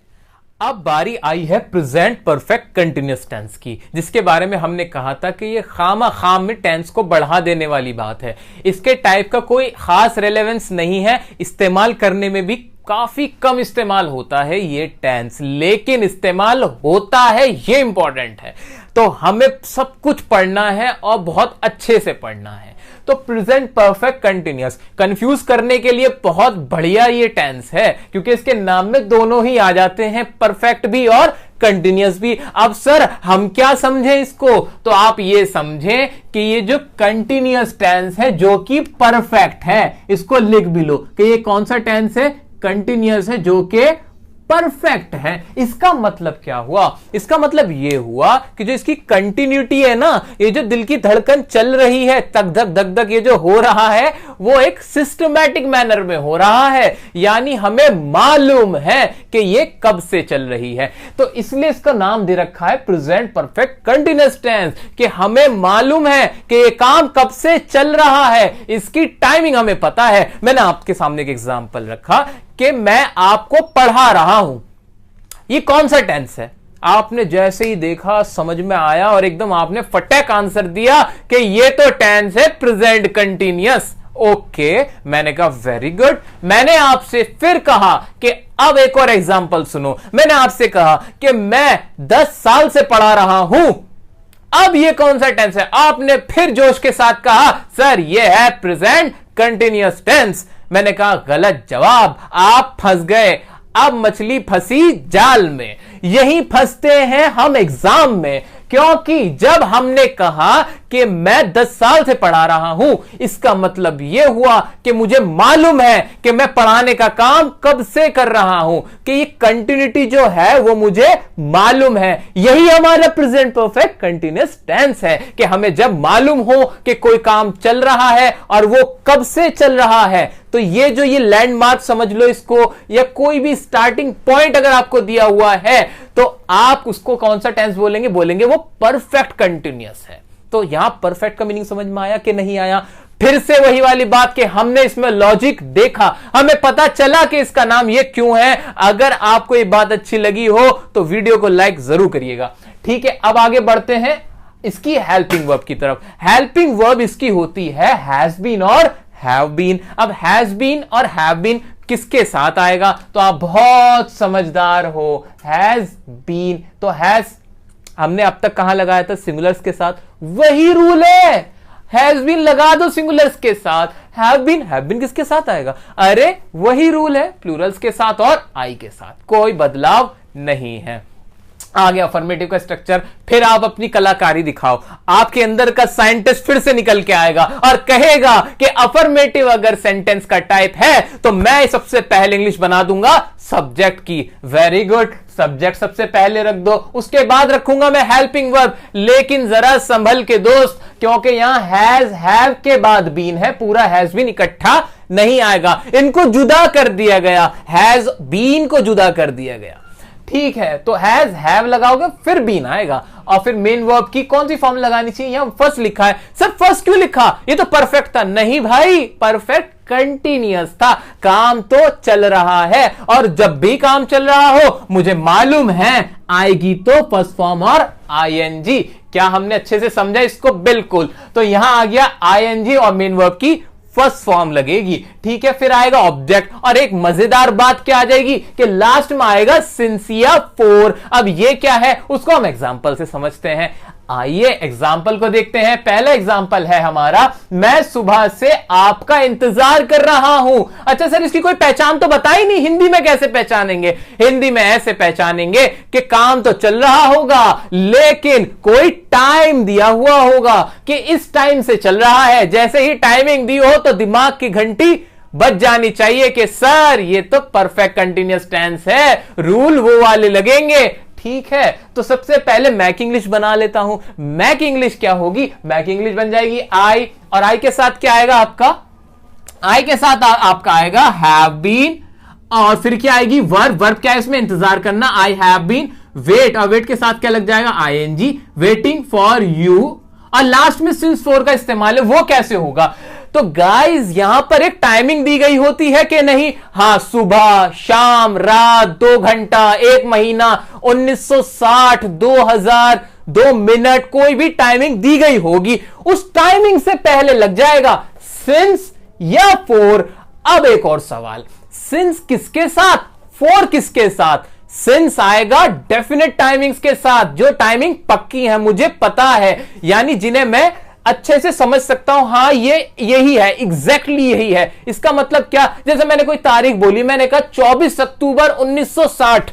अब ये तारीख पक्की है। मैंने कहा 10 दिन, क्या ये पक्की है? 10 दिन कहां देखते हो? 10 दिन तो कोई भी हो सकते हैं। लेकिन जब मैंने कहा कि 24 अक्टूबर 1960 ये पक्की टाइमिंग है, तो पक्की टाइमिंग्स के लिए आप लगाओगे सिंस, और जो पक्की नहीं है उसके लिए लगाओगे फॉर। इसको भी एग्जांपल्स करते हुए हम और अच्छे से समझते हैं। तो यहां पर क्या था? मैं सुबह से आपका इंतजार कर रहा हूं। सुबह को हम मानते हैं एक पक्की टाइमिंग, क्योंकि डेफिनेट है कि सुबह एक डेफिनेट टाइमिंग है। सुबह, रात, शाम, इन सबके साथ लगेगा सिंस। तो अब क्या आएगा? I have been waiting for you, लगा सिंस, और फिर वो टाइमिंग आ गई सिंस मॉर्निंग। आइए अब अगला देख लेते हैं। वह 2 दिन से कोशिश कर रहा है। अब इसमें भी कोशिश कर रहा है, कब से कर रहा है? 2 दिन से कोशिश कर रहा है।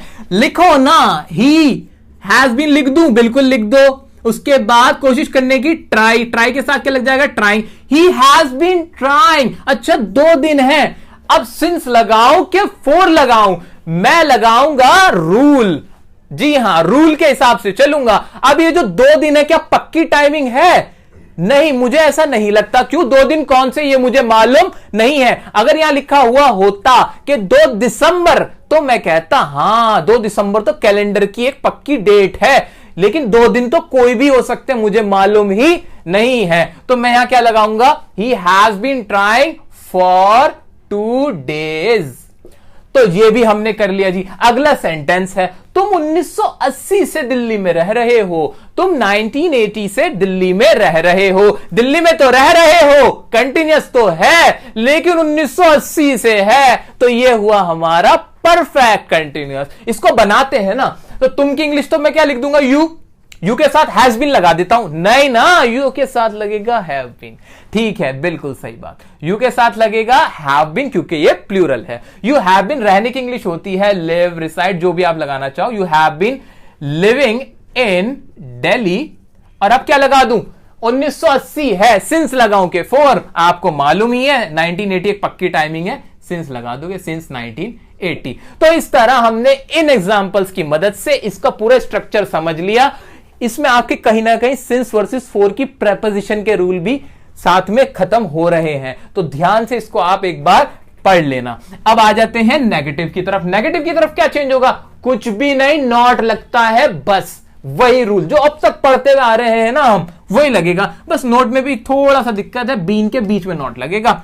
आपका बेटा 2 दिन से स्कूल नहीं आ रहा है। स्कूल तो आ ही नहीं रहा है, वो तो ठीक है भाई, ना आने का काम तो चल रहा है भाई साहब, लेकिन अगर 1 दिन की बात होती तो ठीक है, वो 2 दिन यानी टाइमिंग दे दी। 2 दिन से नहीं आ रहा। कहां जा रहा है आपका लड़का? तो देखते हैं कहां जा रहा है। आपका बेटा 2 दिन से स्कूल नहीं आ रहा है। बनाते हैं इसकी इंग्लिश। योर सन आ जाएगा, बिल्कुल आ जाएगा, सब्जेक्ट आ जाएगा। योर सन, आपका लड़का 1 है। क्या लिखा मैंने? हैज बीन, हैज लगा दिया। अच्छा, गलती हो गई, नॉट तो सर आपने लगाया ही नहीं, तो इसको हटाओ और लिखो क्या? Not. Your son has not been. और आने की इंग्लिश क्या होती है? Coming. Your son has not been coming to school. और कब से नहीं आ रहा?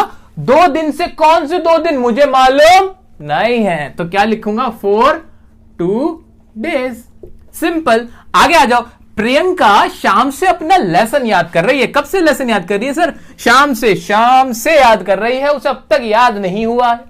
ठीक है, इसकी बना लेते हैं। क्या हो जाएगी इसकी इंग्लिश? यहां लिख देते हैं साफ साफ, प्रियंका, और प्रियंका सिंगुलर है तो मैंने इसलिए लगाया इसके साथ हैज नॉट बीन। याद करने की इंग्लिश होती है लर्न, और लर्न के लिए क्या लग जाता है? आईएनजी लगेगा। क्यों लग जाता है जी? क्योंकि कंटिन्यूअस है। Has not been learning her lesson. और शाम से, शाम के लिए हमने पढ़ा डेफिनेट टाइमिंग हम लगाएंगे सिंस इवनिंग। अच्छा देखो, एक बार इसको पढ़ के देखते कैसा लगता है। Priyanka has not been learning her lesson since evening. ऐसा लग रहा है कि आपने तो पता नहीं कौन सा सेंटेंस बोल दिया। यही होता है आपके साथ। कोई भी अगर आपसे ये सेंटेंस बोल देता है तो आपको लगने लगता है पता नहीं उसने कितनी हाई क्लास की इंग्लिश बोल दी, बड़ी एडवांस बोल दी, हमारे तो सर पे बाउंसर गया। सर आप भी यही बोलोगे, इसमें कुछ भी नहीं था, कुछ भी नहीं है इसके अंदर, सिंपल सी चीजें हैं। तो इसको अच्छे से समझ लो, घोट लो, पक्का कर लो और यूज करना शुरू कर दो। अच्छा, इसके इंटरोगेटिव होंगे? बिल्कुल होंगे। रूल वही वाला, वही पुराना रूल। सबसे पहले helping verb, subject, main verb, object. जी हां, सबसे पहले हैज हैव लगाया कि नहीं? लगा दिया। फिर लेकिन सब्जेक्ट लगेगा और उसके बाद बीच में बीन आएगा, तो थोड़ा सा डिफरेंस है, लिटिल सा, वो आप देख लेना। बीन प्लस मेन वर्ब की फर्स्ट फॉर्म वही आईएनजी रहेगी, ऑब्जेक्ट प्लस सिंस। एग्जांपल के साथ समझेंगे। क्या तुम 10 साल से यहां काम कर रहे हो? 10 साल, दिमाग में घंटी बजनी चाहिए। क्यों? ये यहां पे 10 साल एक टाइमिंग आ गई, इसलिए हम बोलेंगे कि ये कौन सा कंटिन्यूअस है? परफेक्ट कंटिन्यूअस है। इसकी इंग्लिश बनाते हैं। शुरू में क्या आ गया? यानी नॉर्मल इंटरोगेटिव है। तो अब इसके आगे हम सबसे पहले लिखेंगे have you been working here, और 10 साल के लिए क्या लगा दूं? सिंस लगा दूं क्या? नहीं सर, सिंस नहीं आएगा, यहां आएगा 4। क्यों आएगा? क्योंकि 10 साल पक्की टाइमिंग नहीं है, और पक्की टाइमिंग के लिए हम क्या लगाते हैं? 4। अच्छा, मेरा आपसे एक सवाल, अगर यहां पर 10 साल ना होता और यहां होता 10 जनवरी, तो क्या 4 लगा रहता? अगर हमारे क्वेश्चन में 10 साल की जगह लिखा होता 10 जनवरी, 10 साल की जगह लिखा होता 10 जनवरी, तो क्या सेंटेंस यही बना रहता?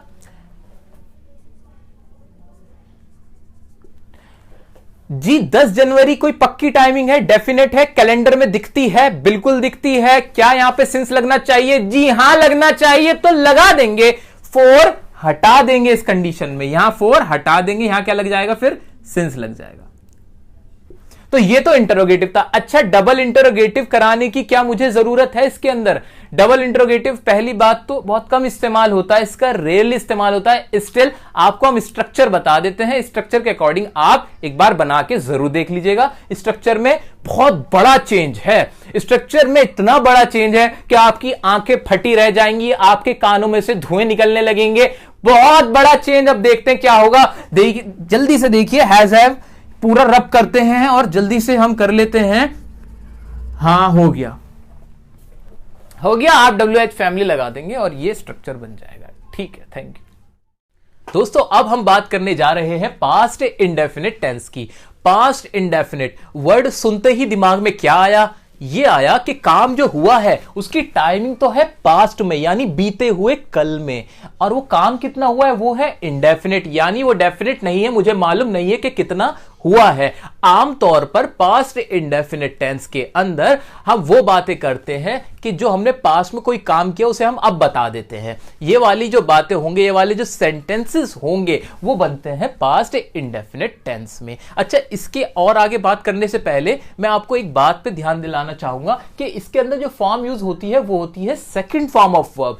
पास्ट इंडेफिनिट के अंदर फॉर्म ऑफ वर्ब यूज होगी सेकंड। जो हमारी 3 फॉर्म्स ऑफ वर्ब होती है ना, फर्स्ट सेकंड थर्ड, उसमें जो सेकंड होगी वो होगी पास्ट इंडेफिनिट में इस्तेमाल। अच्छा एक बात और, इसको याद कैसे रखोगे? इसको याद रखना ना बहुत ही आसान काम है। वो कैसे कि जो हमारी तीनों फॉर्म हुई उसमें फर्स्ट और थर्ड का तो बहुत जगह इस्तेमाल होता है, लेकिन ये जो सेकंड फॉर्म होती है ना, सेकंड फॉर्म का सिर्फ और सिर्फ इस्तेमाल पूरी इंग्लिश के अंदर सिर्फ पास्ट इंडेफिनिट में होता है। मैं ये कह सकता हूं कि सेकंड फॉर्म बनाई ही गई है इस पास्ट इंडेफिनिट के लिए।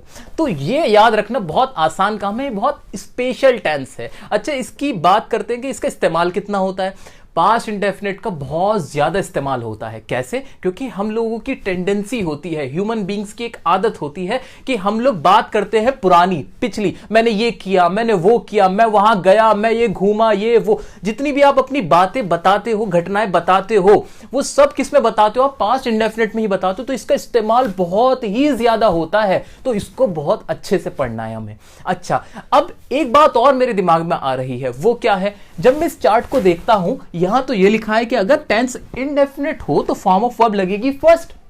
आप समझ पा रहे हैं मैं क्या कह रहा हूं? मैं कहना ये चाहता हूं कि हमने तो ये पढ़ा है कि अगर कोई भी टेंस है वो इंडेफिनिट है तो उसके साथ फॉर्म तो लगेगी वर्ब की, मेन वर्ब की फर्स्ट। लेकिन पास्ट इंडेफिनिट में सेकंड फॉर्म कैसे आ गई?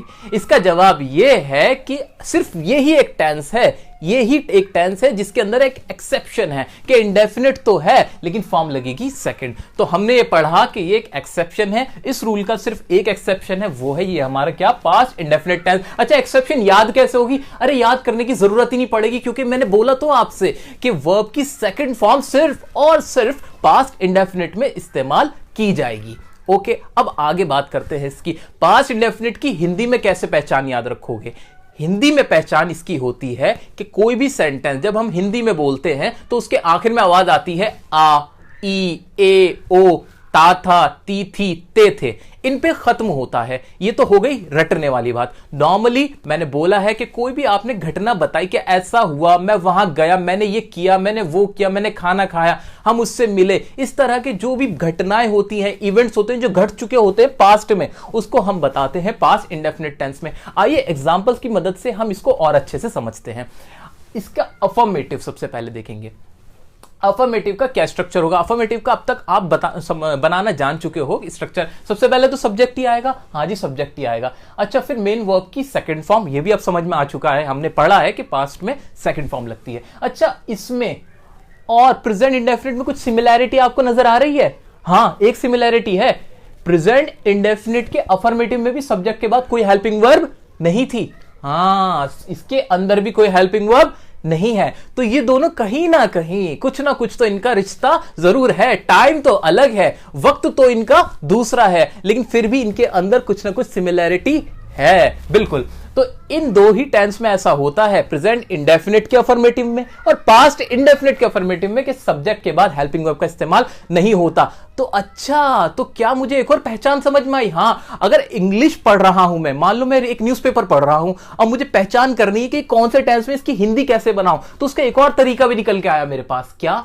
कि सब्जेक्ट हो कोई और उसके फौरन बाद, जस्ट उसके बाद में क्या हो, वर्ब की सेकंड फॉर्म हो, तो मैं समझ जाऊंगा कि इसकी हिंदी जो भी बनेगी वो पास्ट इंडेफिनिट की बनेगी, यानी उसके आखिर में आ, ई, ए, ओ, ता था, ती थी, इस तरह की आवाज निकलेगी। वो काम ऐसे होगा। तो ये मैंने आपको बताई न्यूज़पेपर या क्वेश्चंस में इंग्लिश से हिंदी कैसे बना सकते हो, उसकी ये ट्रिक थी। तो नोट कर लेना। वीडियो अगर अच्छी लग रही है तो लाइक जरूर करना दोस्तों, ठीक है। अब आगे देखेंगे, लास्ट में आ जाएगा ऑब्जेक्ट, ठीक है। तो ये तो अफर्मेटिव का स्ट्रक्चर था। अब इसके सेंटेंस की बात कर लेते हैं। सेंटेंस है वह आया, हम उससे मिले, पास्ट की बात है, हम उससे मिले, मुझे मेरे पापा ने बुलाया, मेरे पापा ने मुझे बुलाया। अच्छा अब वही पहचान जो हिंदी की रटने वाली बात ये हुई, हिंदी की ये कि देखो ये आया, आ की आवाज आई, उससे मिले, ए की आवाज आई, मुझे मेरे पापा ने बुलाया, इसमें भी आ की आवाज आई। या कोई सेंटेंस हो सकता है कि मैं आपसे मिलना चाहता था, तो उसमें ता था आवाज आ जाती, ठीक है। हम आपसे कहना चाहते थे आवाज आ जाती। तो ये ता था, ये सब रटने वाली बात है। अगर आपको अभी इनिशियल स्टेज में दिक्कत आ रही है तो इस रटने वाली टेक्निक को भी आप अपना सकते हो। वैसे तो मुझे समझ में आ रहा है कि पास्ट की बात हो रही है। अगर यहां पर है हो जाता, अगर यहां पे हूं हो जाता या है हो जाता, अगर कोई ऐसा होता जिसको जो प्रेजेंट की पहचान होता, क्योंकि है, हूं, है, हो, ये तो प्रेजेंट की बात करते हैं, चलते हुए वक्त की बात करते हैं, प्रेजेंट टाइम में हम हैं। लेकिन यहां पर अगर ये ना हो तो ये पास्ट इंडेफिनिट होगा, पास्ट की बात होगी। तो प्रेजेंट परफेक्ट टेंस में हमेशा है, हूं, होगा। मैं कंपैरिजन क्यों करा रहा हूं आपको, इसलिए करा रहा हूं कि कोई भी डाउट, एक सिंगल डाउट भी ना रहे कि सर अगर यहां होता वह आया है, अगर है लगा हुआ होता तो पास्ट कभी नहीं होगा, कभी भी नहीं होगा। कभी भी है, हूं, है, हो तो पास्ट वो हो ही नहीं सकता। ये तो सिंपल सी बात है, लॉजिकल है। सेंस ऑफ ह्यूमर लगाओगे थोड़ा सा समझ में आएगा। अच्छा, हम उससे मिले लेकिन यहां पर कुछ नहीं हो, अगर यहां कुछ नहीं हो तो समझ जाना कि ये पास्ट की बात है और पास्ट का इंडेफिनिट है। ओके, इसको बनाने का तरीका क्या है? बहुत सिंपल है, स्ट्रक्चर रखा है। अब तो आप इतने एक्सपर्ट हो चुके हो कि आप झट से बना दोगे इसको। आओ बनाते हैं। सब्जेक्ट क्या है इसके अंदर? वह की इंग्लिश क्या हो जाएगी? वह की इंग्लिश होगी हमारी ही क्यों होगी सर? इसलिए होगी क्योंकि ही है लड़का। ओके, बनाते हैं इसको। तो यहां लिखा मैंने ही। अच्छा, सेकंड फॉर्म क्या होगी इसकी? आया कम होती है फर्स्ट फॉर्म और सेकंड फॉर्म हो जाती है केम। तो ये सेंटेंस बन गया ही केम, दैट्स इट। अगले पे आते हैं। हम उससे मिले। हम सब्जेक्ट क्या है? हम वी। मिलने की इंग्लिश क्या हो जाएगी? Meet, met. और उससे के लिए क्या हो जाएगा? हिम या फिर हर। मैं हिम लगा देता हूं। मुझे मेरे पापा ने बुलाया। किसको बुलाया? मुझे, मेरे पापा ने। तो माय फादर सब्जेक्ट हुआ हमारा। वर्ब की सेकंड फॉर्म, वर्ब क्या है इसमें? बुलाना। बुलाने की इंग्लिश होती है कॉल और सेकंड फॉर्म हो जाएगी कॉल्ड। माय फादर, और ये लिख दिया मैंने, कॉल्ड मी।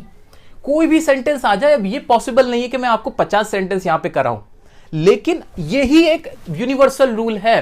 कोई घबराने वाली बात नहीं, बिल्कुल कॉन्फिडेंस के साथ कोई भी सेंटेंस आ जाए इसी तरह बनाना, स्ट्रक्चर अप्लाई करो, सब्जेक्ट रखो वर्ब की साइड में, और बाकी चीजें जो भी आ जाए, जितना ही बड़ा सेंटेंस है वो लास्ट में रख दो।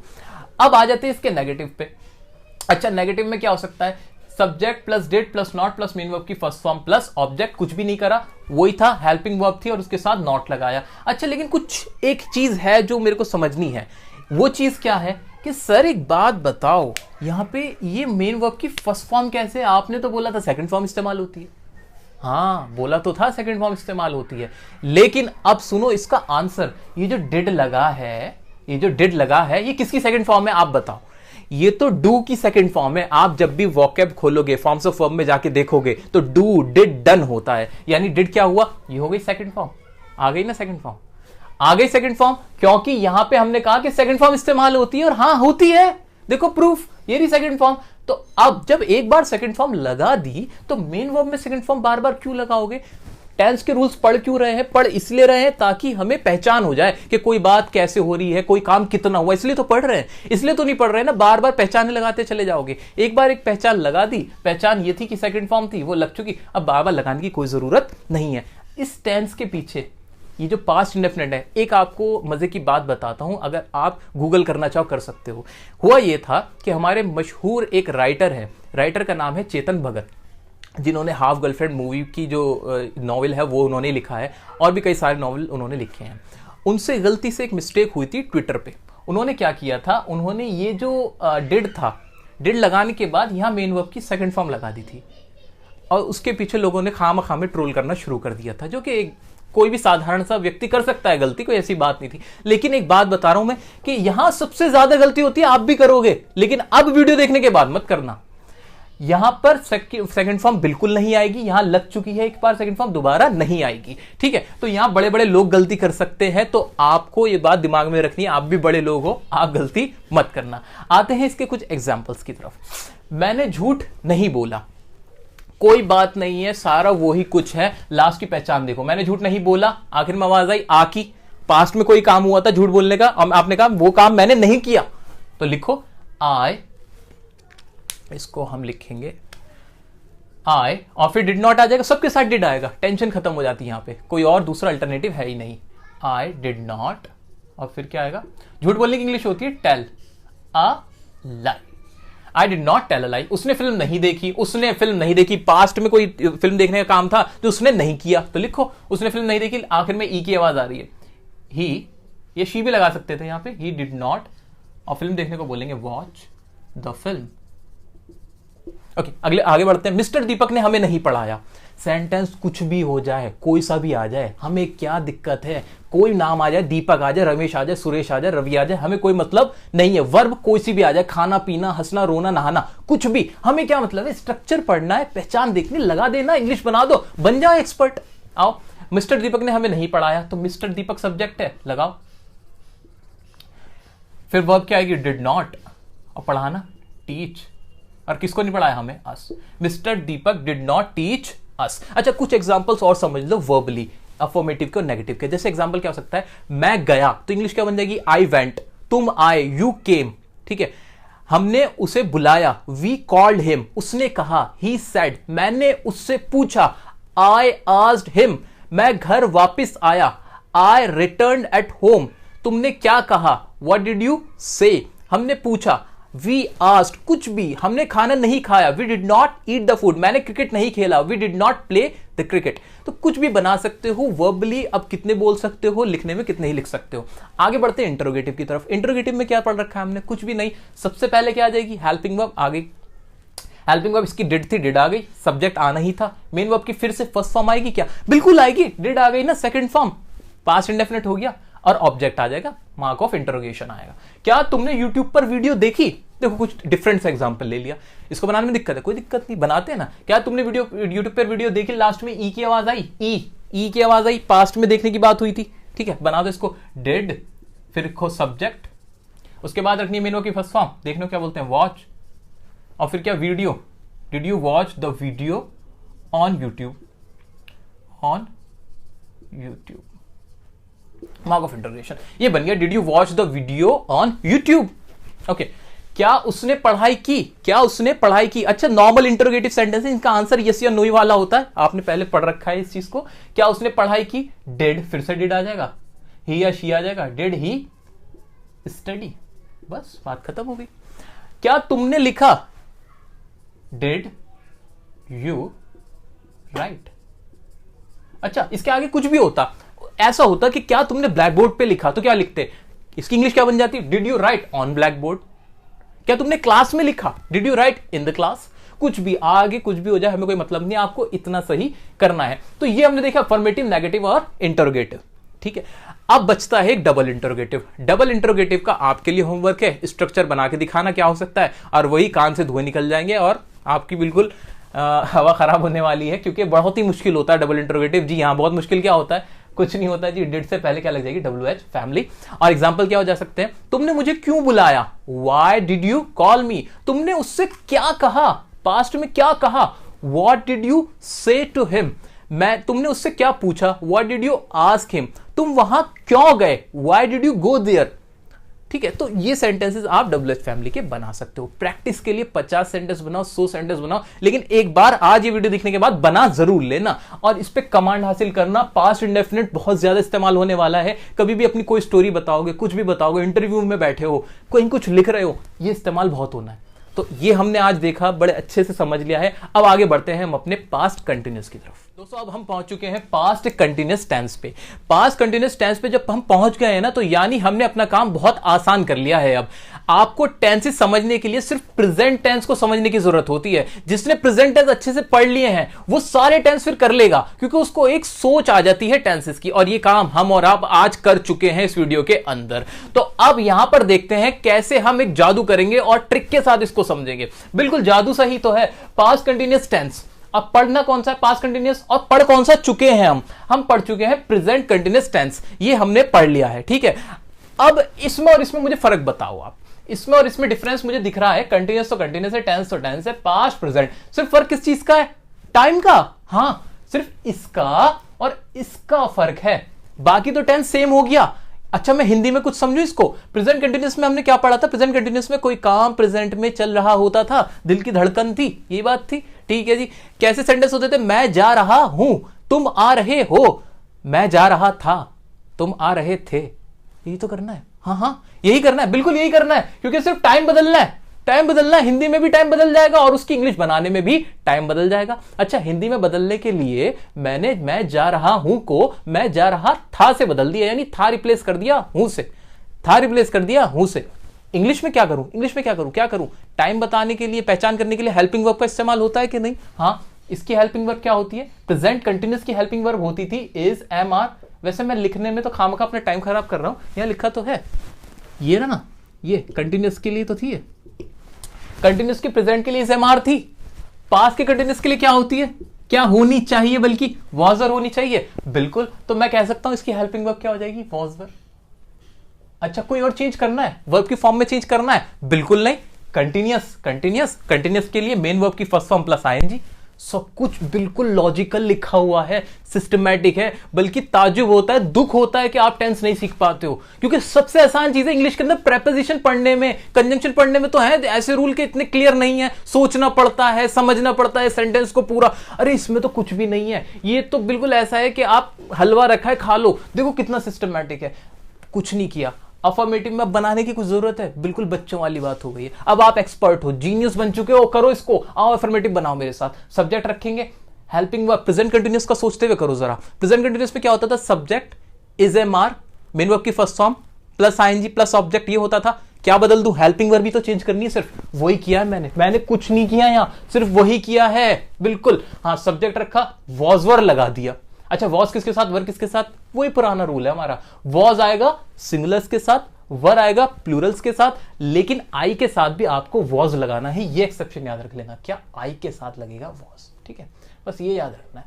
बाकी सब सेंटेंस सेम है। नेगेटिव में क्या होगा, नेगेटिव में भी कुछ नहीं, इज एम आर हटाओ, वॉज वर लगाओ। इंटरोगेटिव में इज एम आर हटाओ, वॉज वर लगाओ। डबल इंटरोगेटिव में इज एम आर हटाओ, वॉज वर लगाओ। अब एग्जाम्पल समझते हैं। अफर्मेटिव क्या हो सकता है, मैं जा रहा था, आई वॉज गोइंग। मैं पढ़ रहा था, आई वॉज स्टडिंग। पास्ट में कोई काम चल रहा था, उसको बता रहे हो आप।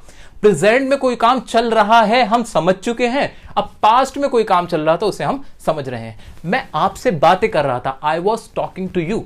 मैं फिल्म देख रहा था, I was watching the film. वह आना चाह रही थी, she was trying to come. यहां सेंस पे गया है, वॉन्टिंग नहीं लगता, ट्राइंग लगा दिया मैंने। तुम खेल रहे थे, यू वर प्लेइंग। हम क्या कर रहे थे, वॉट वर वी डूइंग। तो अफर्मेटिव के थे, एक इंट्रोगेटिव का भी एग्जांपल दिया। अब तरीके से चलते हैं, थोड़ा सा नेगेटिव के एग्जांपल्स लेते हैं। मैं झूठ नहीं बोल रहा था, I was not telling a lie. मैं इंग्लिश नहीं बोल रहा था, I was not speaking English. मैं तुमसे नहीं मिल रहा था, I was not meeting you. वह खाना नहीं खा रही थी, she was not eating the food. वह दिवाली नहीं मना रहा था, he was not celebrating Diwali. कुछ भी बना सकते हो, सिर्फ और सिर्फ खेल है, खेल जितना खेलना चाहो आप खेल सकते हो। आओ इंट्रोगेटिव पे। इंट्रोगेटिव वही शुरू में क्या आ जाएगा, नॉर्मल इंट्रोगेटिव है। क्या तुम यहां आ रहे थे, वर यू कमिंग हियर। क्या तुम टीवी देख रहे थे, were you watching the television. क्या तुम मुझे बुला रहे थे, वर यू कॉलिंग मी। क्या तुम क्रिकेट खेल रहे थे, वर यू प्लेइंग क्रिकेट। कुछ भी बना सकते हो आप। आपके पास हथियार है, आपको मैंने एक आमरी दे दी है, अब आप उसको यूज करना, ये आपके ऊपर है कि आप उसको कैसे यूज कर सकते हो। डबल इंट्रोगेटिव में क्या हो जाए, डबल एच फैमिली लग जाएगा। तुम यहां क्यों आ रहे थे, why were you coming here. तुम क्या पढ़ रहे थे, वॉट वर यू स्टडिंग। तुम क्या देख रहे थे, वॉट वर यू वॉचिंग। तुम किससे मिल रहे थे, होम वर यू मीटिंग। तो ये तो थे कुछ एग्जाम्पल्स। जितने एग्जाम्पल आप बनाना चाहो, बिल्कुल कोई भी गलती नहीं होने वाली है, क्योंकि सब कुछ क्लियर है, सब कुछ आपके हाथ में, स्ट्रक्चर आपने बनाए हैं, ये कहीं से उठ के नहीं आए, आपने खुद बनाए हैं, बहुत इजी है। दोस्तों अब बारी आई है पास्ट परफेक्ट टेंस की।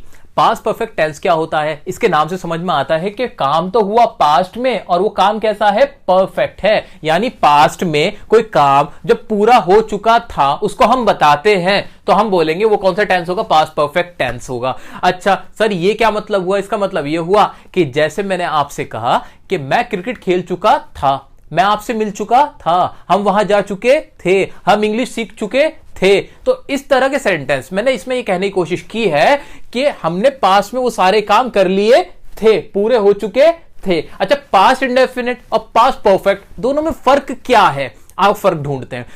पास्ट इंडेफिनिट का एक सेंटेंस है, मैंने बोला मैं गया। पास्ट परफेक्ट का सेंटेंस है, मैं जा चुका था। दोनों में अंतर करने की कोशिश करें आप। दोनों में डिफरेंस ये आता है कि जब मैंने कहा मैं गया, मैंने ये नहीं बताया कि मैं जा चुका था, कि इससे पता नहीं चल पा रहा कि काम पूरा हो गया था या चल रहा था। लेकिन जब मैंने कहा मैं जा चुका था, मैंने कहा है कि हाँ वो जाने का काम मैंने पूरा कर दिया था। ऐसे एक और सेंटेंस, मैंने काम किया, और एक और सेंटेंस, मैं काम कर चुका था या मैंने काम कर लिया था। तो यही डिफरेंस है कि जब हम कोई काम जो पास्ट में है उसे दिखाते कि वो पूरा हो गया था, तब तो लगाएंगे पास्ट परफेक्ट। और अगर कोई काम है जिसके बारे में पता ही नहीं होता, वो होता है हमारा पास्ट इंडेफिनिट। अच्छा, इसकी आपको क्या समझने की जरूरत है? इसकी आत्मा को समझो पास्ट परफेक्ट टेंस की, कि इसके अंदर जताया जाएगा, जताया ये जाएगा कि वो काम पास्ट में पूरा कर दिया गया था, पास्ट में पूरा हो गया था, पूरे होने पे फोकस होगा। आप सेंटेंस समझते ही पहचान जाओगे। ठीक है, अब इसका स्ट्रक्चर कैसे बनाओगे? इसका स्ट्रक्चर भी वैसे ही बनाएंगे प्रेजेंट टेंस की सहायता से। हमने प्रेजेंट परफेक्ट टेंस पढ़ रखा है, बिल्कुल पढ़ रखा है। प्रेजेंट परफेक्ट टेंस और पास्ट परफेक्ट टेंस में हम डिफरेंशिएट करेंगे। तो ये तो कॉमन हो गया, सिर्फ डिफरेंस इसका आया प्रेजेंट और पास्ट का, यानी टाइम का डिफरेंस है। यानी उसमें प्रेजेंट में काम पूरा हो चुका है और इसमें पास्ट में काम पूरा हो चुका था, ऐसे बनेगा। अच्छा, हिंदी में रटने के लिए कैसे याद करेंगे? पास्ट परफेक्ट टेंस को पहचानोगे कैसे? पहचानोगे ऐसे कि इसके आखिर में आवाज आएगी चुका था, चुकी थी, चुके थे, लिया था, दिया था, ली थी, दी थी। इस तरह के जो वर्ड्स है वो लास्ट में आपको मिलेंगे। ये हो गई रटने वाली बात। वैसे तो आपको इसकी आत्मा को समझना है। आप समझ जाओगे कि जताया जा रहा है कि वो काम पूरा हो चुका था। ठीक है, अब बढ़ते हैं हम इसके स्ट्रक्चर की तरफ। इसके स्ट्रक्चर में कॉमन रखेंगे, बाकी चीजें तो कुछ भी नहीं करना है। प्रेजेंट परफेक्ट टेंस था वही है बिल्कुल, बस पास्ट बदलना है। पास्ट में बदलने के लिए क्या करोगे? हेल्पिंग वर्ब बदल दोगे। पास्ट की हेल्पिंग वर्ब क्या हो जाएगी इसके अंदर? इसके अंदर हो जाएगी सर हैड हो जाएगी, बिल्कुल हो जाएगी। इसमें क्या होती थी? हैज हैव होती थी ना, इसकी हो जाएगी हैड। बाकी मेन वर्ब की थर्ड फॉर्म उसमें भी थी, बाकी स्ट्रक्चर सेम टू सेम रहेगा। अच्छा, एक और मजे की बात तो देखो, इसमें तो ये दिक्कत थी कि हैज किसके साथ आएगा, हैव किसके साथ आएगा। ठीक है, नहीं बिल्कुल थी। इसमें कोई दिक्कत नहीं है, इसमें तो सबके साथ ही क्या लगा देना है? हैड लगा देना है। तो ये तो और आसान हो गया, काम बिल्कुल आसान हो गया। खामा खां की चीजें हैं, आप क्यों नहीं समझ रहे थे पहले? अच्छा, आपने वीडियो नहीं देखी थी इसलिए। चलो आओ बढ़ाते हैं इसको। अफर्मेटिव से स्टार्ट करते हैं। अफर्मेटिव का क्या होगा? सब्जेक्ट प्लस हैड आ जाएगा, मेन वर्ब की थर्ड फॉर्म प्लस ऑब्जेक्ट, सबके साथ ही हैड आएगा, सिंगुलर हो के प्लूरल हो, कोई दिक्कत नहीं। सेंटेंस बनाओ। मैं कह चुका था, आई हैड सेड। मैं तुम्हें देख चुका था, आई हैड सीन यू। मैं उससे मिल चुका था, आई हैड मेट हिम। मैंने काम कर लिया था, I had done the work. मैंने फिल्म देख ली थी, I had watch the film. वह आ गया था, ही हैड कम। अफर्मेटिव के आप कितने भी बना सकते हो, लगना यही रूल है, कोई भी सेंटेंस हो जाए। नेगेटिव की ओर बढ़ते हैं। नेगेटिव में क्या? कुछ भी नहीं, नेगेटिव में सिर्फ नॉट लगा देना। Subject had, not main verb की थर्ड फॉर्म ही रहेगी, प्लस ऑब्जेक्ट। अब बनाओ इसके भी। मैंने उसे गाली नहीं दी थी, पास्ट में वो काम पूरा गाली कर देने का मैंने नहीं किया था, तो उसके लिए क्या आ जाएगा? I had not abused him. मैंने यह नहीं कहा था, I had not said that. मैं उससे नहीं मिला था, I had not met him. मैं वहां नहीं गया था, I had not gone there. आपको मालूम है आप क्या कहना चाहते हो, उसी के अकॉर्डिंग आप इस टेंस का इस्तेमाल करोगे। आइए बढ़ते हैं इंटरोगेटिव की तरफ। इंटरोगेटिव में क्या? कुछ भी नहीं, हेल्पिंग वर्ब लगाओ सबसे पहले, हैड आ गया, सब्जेक्ट मेन वर्ब की थर्ड फॉर्म, ऑब्जेक्ट। बनाओ सेंटेंस। क्या तुम वहां गए थे? Had you gone there. क्या तुम उससे मिले थे? Had you met him. क्या तुमने दिवाली मनाई थी? Had you celebrated the Diwali. क्या वह आ चुका था? Had he come. बस इतना बनना है। Double interrogative. डबल इंटरोगेटिव में सिर्फ नहीं सर, ये तो बड़ी दिक्कत थी, याद आया, कानों से धुएं निकल जाने, बड़ी परेशानी हो जाएगी, बड़ा मुश्किल काम है डबल एच फैमिली वाले बनाने के लिए। तो बिल्कुल नहीं सर, सिर्फ डबल एच फैमिली रखना है, बाकी तो ऊपर से कॉपी पेस्ट ही तो है। बिल्कुल कंट्रोल सी कंट्रोल वी का काम है इसके अंदर, वही हमने करना है। सेंटेंस बना दो। क्या तुम वहां क्यों जा चुके थे? इसके हिंदी की इंग्लिश क्या बन जाएगी? Why had you gone there. तुम उससे क्यों मिले थे या मिल चुके थे? Why had you met him. तुम वहां क्यों नहीं गए थे? Why had you not gone there. कोई भी सेंटेंस बनाओ, बाकी का काम आपका दोस्तों, आपका। बिल्कुल आपको प्रैक्टिस करनी है, आज के आज, अभी के अभी प्रैक्टिस कर लो, कभी नहीं भूलोगे। लाइफ टाइम की इन्वेस्टमेंट है ये, आज की प्रैक्टिस लाइफ टाइम की इन्वेस्टमेंट। कल पे मत डालना कि आज वीडियो देख के कल करोगे, प्लीज अभी करो, बिल्कुल करो, अभी कॉन्सेप्ट क्लियर है, सीख जाओगे, कभी नहीं भूलोगे। दोस्तों अब हम बढ़ चुके हैं हमारे पास्ट परफेक्ट कंटिन्यूअस टेंस की तरफ, जो कि हमारा पास्ट का आखिरी टेंस होने वाला है। अच्छा, इसको भी कैसे पढ़ना है? अच्छा, उससे पहले बताओ इसमें होता क्या है? अरे इसमें कुछ नहीं होता सर, वही वाली चीज है। क्या? पास्ट में कोई काम चल रहा होता है पास्ट से ही, मतलब कोई पुराने वक्त में, बीते हुए वक्त के अंदर कोई काम चल रहा था और वो भी किसी खास वक्त से चल रहा था। एग्जाम्पल के तौर पे जैसे मैंने आपसे कहा, मैं 2 घंटे से आपका इंतजार कर रहा था। मैं 10 साल से दिल्ली में रह रहा था। मैं आपके साथ 2 मिनट से बातें कर रहा था। तो इस तरह की टाइमिंग, पास्ट की बात पास्ट में करे जाओगे तो कौन सा टेंस लगाओगे? पास्ट परफेक्ट कंटिन्यूअस टेंस बनाने का तरीका, हाँ वही वाला, कौन सा जो अब तक पढ़ते हुआ है, पास्ट टेंस को पढ़ने की जरूरत ही नहीं है अगर प्रेजेंट पढ़ रखा है, वही वाली बात मैं दोहरा रहा हूं अपनी, और आप भी देखो यही होने वाला है। यहां पे भी क्या होने वाला है, देखो दोबारा से कंपैरिजन करते हैं हम। कंपैरिजन में देखो past perfect continuous, present perfect continuous, फर्क क्या, सिर्फ ये फर्क है, बाकी ये चीजें तो कॉमन आ गई, यानी स्ट्रक्चर आधा से ज्यादा तो सेम हो गया, सिर्फ बदलने की क्या जरूरत है, हेल्पिंग वर्ब बदल देना बस, और कुछ नहीं करना है। हेल्पिंग वर्ब ही बदली हुई मिलेगी, और हेल्पिंग वर्ब भी बहुत आसान होगी। कैसे आसान होगी, प्रेजेंट परफेक्ट कंटीन्यूअस की हेल्पिंग वर्ब क्या होती है जरा बताइए। इनकी हेल्पिंग वर्ब होती है हैज बीन या फिर हैव बीन, ये होती है ना, हाँ होती तो यही थी। इसमें बदल के क्या हो जाएगी, अब आपको भी आइडिया है, जी हाँ बिल्कुल सही सोच रहे हो, क्या हो जाएगी, इसकी हेल्पिंग वर्ब बदल के जानी है बस, यानी ये तो और शॉर्ट कर दिया। हाँ हाँ हुआ है, शॉर्ट हुआ है, बहुत आसान हो गया, बस थोड़ी सी मेहनत प्रेजेंट में करनी है, पास्ट में तो फिर जो मेहनत पहले कर रखी है उसका खाओगे। ठीक है, आगे बढ़ जाओ, अफर्मेटिव पे आओ। अफर्मेटिव का बनाने का तरीका मैं नहीं बनाऊंगा, आप बनाओगे। सब्जेक्ट, हेल्पिंग वर्ब क्या आ जाएगी, हैड बीन, मेन वर्ब की कौन सी form, first form ING plus object plus sense या फोर्स, सेम टू सेम। आगे बढ़ो नेगेटिव में, सब्जेक्ट प्लस आई क्या लिखा हुआ है देखो, had not plus been plus main verb की first form plus ING plus object plus sense या फोर्स। ध्यान से देख लो, बताने की भी जरूरत नहीं है। इंटरोगेटिव का देखो वही हैड आया, सब्जेक्ट आया, बीन मेन वर्ब की first form plus ING plus object plus sense या फोर, ऐसे उसके अंदर डब्ल्यूएच फैमिली आया, हैड आएगा, सब्जेक्ट प्लस बीन आएगा। इसको ध्यान से देखना, प्रेजेंट परफेक्ट कंटीन्यूअस में भी यही दिक्कत है और पास्ट परफेक्ट कंटीन्यूअस में भी, कि जो हमारे इसके इंटरोगेटिव होते हैं ना तो बीन बीच में घुसता है सब्जेक्ट के, ये सब्जेक्ट बीच में आता है बीन के, तो ये चीज देख लेना आप लोग। ठीक है, तो ये सेम टू सेम था। अब इसके कुछ एग्जाम्पल कर सकता हूं क्या मैं, बिल्कुल कर सकता हूं, आओ बनाते हैं। मैं 2 घंटे से आपका इंतजार कर रहा था, I had been waiting for you for 2 hours. हम 10 मिनट से क्रिकेट खेल रहे थे, we had been playing cricket for 10 minutes. तुम 10 साल से दिल्ली में रह रहे थे, you had been living in Delhi for 10 years. ऐसे मैं 26 जनवरी से पतंग उड़ा रहा था, I had been flying the kite since 26 January. यहां पर ये जनवरी था, एक डेफिनेट टाइमिंग थी, इसलिए हमने सिंस लगा दिया। अब आते हैं नेगेटिव की तरफ। नेगेटिव, मैं 10 मिनट से टीवी नहीं देख रहा था, I had not been watching television for 10 minutes. मैं 10 साल से तुम्हारा इंतजार नहीं कर रहा था, I had not been waiting for you for 10 years. ऐसे ही तुम 10 मिनट से पढ़ाई नहीं कर रहे थे, you had not been studying for 10 minutes. कोई भी बना सकते हो, स्ट्रक्चर रखो, बनाओ। हाँ, इस्तेमाल कम होता है। जनरल अगर मैं बात करूं, क्वेश्चन पूछे जा सकते हैं, कॉम्पिटिटिव में तो कुछ भी पूछा जा सकता है, कॉम्पिटिटिव में तो चाहता ही वो ऐसे टेढ़ी चीजें देना है, लेकिन हाँ स्पीकिंग के पॉइंट ऑफ व्यू से थोड़ा कम इस्तेमाल होता है। इंटरोगेटिव में ऐसे ही, had you been going Delhi, had you been going Delhi for 2 hours, क्या तुम 2 घंटे से दिल्ली जा रहे थे। मतलब कुछ भी सेंटेंस आप बना सकते हो। इंटरोगेटिव देख लेना, डबल इंटरोगेटिव देख लेना। थोड़ा सा हम कट शॉर्ट कर रहे हैं क्योंकि अभी हमें फ्यूचर भी पढ़ना है, ये आप समझ लोगे, बहुत इजी है, कोई भी सेंटेंस बनाओ और इसको यूज कर सकते हो। अब हम बढ़ने वाले हैं, जी हाँ, आपके लिए बहुत खुशखबरी है। कैसा लग रहा है एक नया जन्म लेते हुए, कैसा लगा। ये वीडियो देखने से पहले आप कुछ और थे, अब कुछ और हो गए हो। जहां तक इंग्लिश की दुनिया की बात है, अब लग रही हैं चीजें काफी आसान थी। 70% इंग्लिश टेंस है, 70%, जी हाँ लिख के रखो, 70% इंग्लिश में टेंस ही तो होता है। जिसने टेंस कर लिया उसे 70% इंग्लिश आती है, यानी उसको सारा कुछ इसी में घूमता रहता है। तो आपको एक नया जन्म मिला है, तो आपको खुशी होनी चाहिए। मेरी तरफ से बहुत बहुत बधाई। अब हम बात करने वाले हैं आपके फ्यूचर की, जी हाँ, आपके फ्यूचर टेंस की बात करने वाले हैं।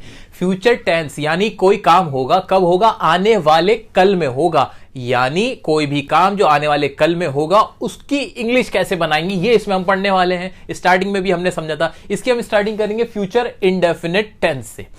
वही वाला रूल है कि काम किस में होना है, फ्यूचर में, और काम कितना हुआ है इंडेफिनिट, यानी हमें मालूम नहीं है कि वो काम कितना होगा। अच्छा सर, ये तो मैंने बता दिया इस टेंस में किस तरह के सेंटेंस की बात होगी। अब इसको रटने वाली बात कुछ नहीं है, आखिर में आएगा गा गी गे। बहुत आसान टेंस है, गा गी गे आखिर में आता है। जैसे मैं जाऊंगा, मैं आऊंगा, तुम आओगी, तुम कहां जाओगे, तुम क्या करोगे, मैं उससे मिलूंगा, तुम हंसोगे, हम पढ़ेंगे, तुम इंग्लिश बोलोगे, हम वीडियो देखेंगे, हम वीडियो को लाइक करेंगे, हम चैनल को सब्सक्राइब करेंगे। तो ये वाली बातें होंगी किसमें, फ्यूचर इंडेफिनिट टेंस में। पता नहीं कि काम पूरा होगा कि नहीं, वो तो आप करके बताओगे। ठीक है, अब इसकी हेल्पिंग वर्ब, सर पेश है आपकी हेल्पिंग वर्ब का चार्ट।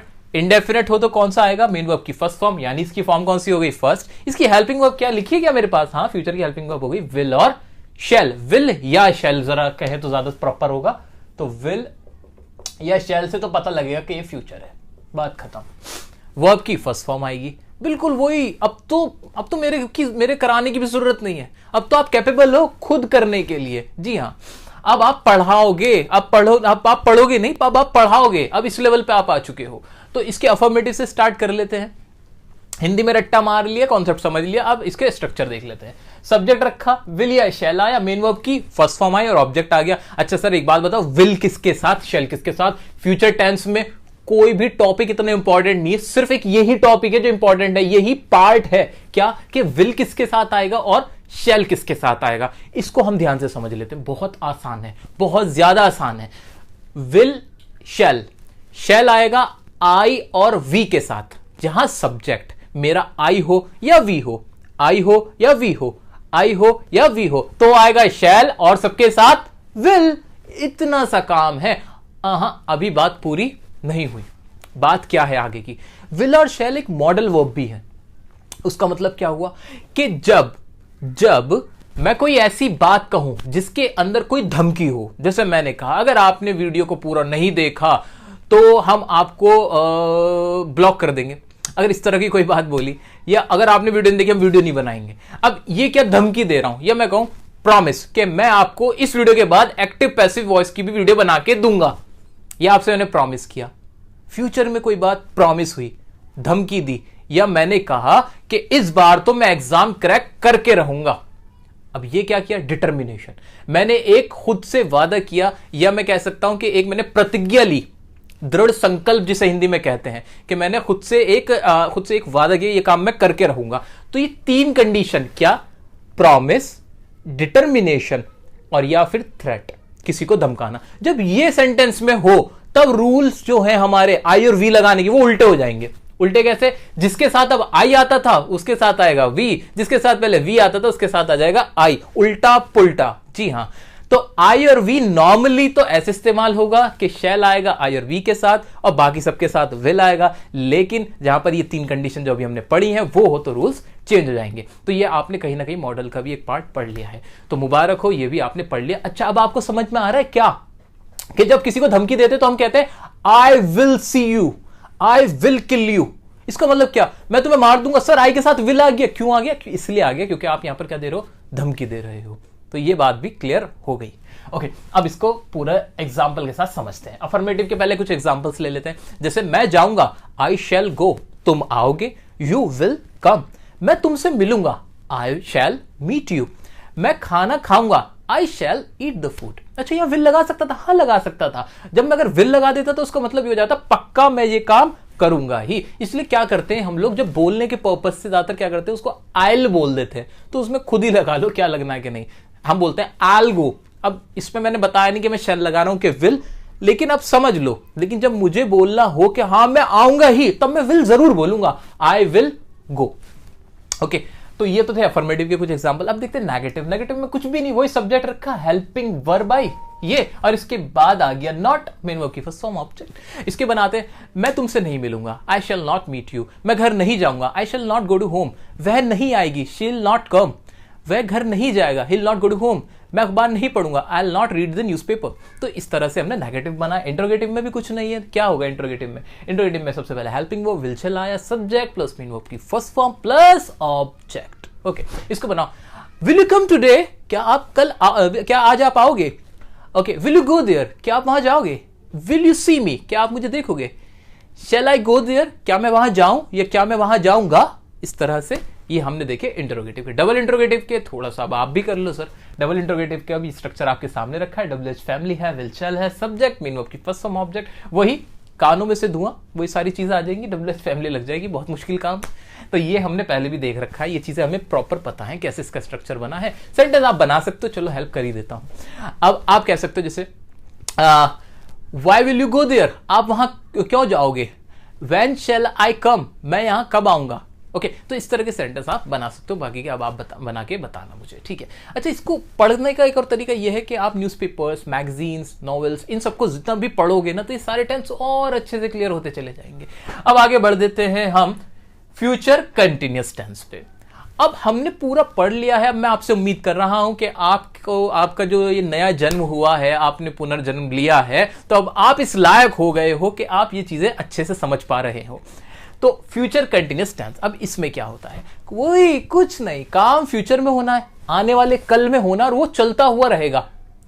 जैसे मैं कहूं यहां पर बैठ के, अभी बैठ के मैं सोचूं कि जब एग्जाम होगा तो एग्जाम के दिन मैं क्या कर रहा होऊंगा, मैं एग्जाम लिख रहा होऊंगा।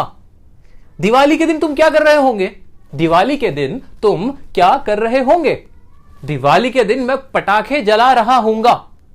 ठीक है, ऐसे टीचर क्लास में क्या कर रहा होगा बताना जरा, टीचर क्लास में पढ़ा रहा होगा, रहा होगा, रहा होगा, रही होगी, रहे होंगे। अच्छा, रटने वाली बात समझ में आई, और अच्छा इसकी आत्मा को छुओ, इसकी आत्मा को समझो, महसूस करो, तो समझ में आया फ्यूचर में कोई काम चल रहा होगा। अच्छा सर, जब कोई भी काम चल रहा होता है तो वर्ब की कौन सी फॉर्म आती है? जी हां, हमें पता है, धक धक दिल। यस, मेन वर्ब की फर्स्ट फॉर्म प्लस आईएनजी। ठीक है, तो धक धक करने लगा, मेन वर्ब की फर्स्ट फॉर्म आईएनजी इसमें आने लगा। ओके, तो लग जाएगी मेन वर्ब की फर्स्ट फॉर्म की आईएनजी, लग जाएगी ना, लॉजिकल है कि नहीं? बिल्कुल है। अच्छा, हेल्पिंग वर्ब क्या रहेगी? विल शैल ही रहेगी, कोई दिक्कत नहीं, बस एक चेंज है इसमें, आप गौर करो, रहा होऊंगा, होना एक वर्ड आ रहा है, मैं क्रिकेट खेल रहा होऊंगा, तुम आ रहे होंगे, तो एक होना वर्ड आ रहा है कहीं ना कहीं, इसके लिए हम बी और लगा देते हैं इसके साथ, ये बी जरूर चलेगा।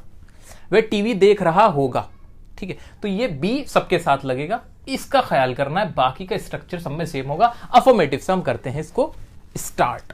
अफर्मेटिव का सब्जेक्ट रखेंगे, हेल्पिंग वर्ब आएगी, शैल विल, बी लगेगा, शैल बी हो जाएगा, विल बी हो जाएगा, मेन वर्ब की फर्स्ट फॉर्म प्लस आईएनजी हमारी है ही, और आखिर में आ जाएगा ऑब्जेक्ट। सेंटेंस बनाओ सर, मैं आ रहा होऊंगा, तो आई शैल बी कमिंग, तुम लिख रहे होंगे, यू विल बी राइटिंग, तुम मुझे देख रहे होंगे, यू विल बी वॉचिंग मी।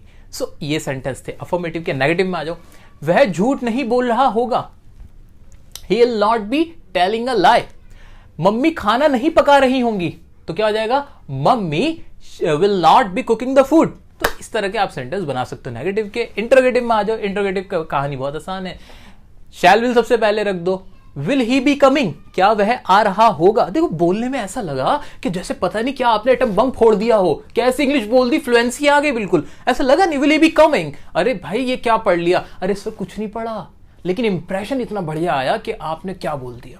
तो ये टेंसेस के रूल्स है, दिमाग में रखो, बोलते चले जाओ।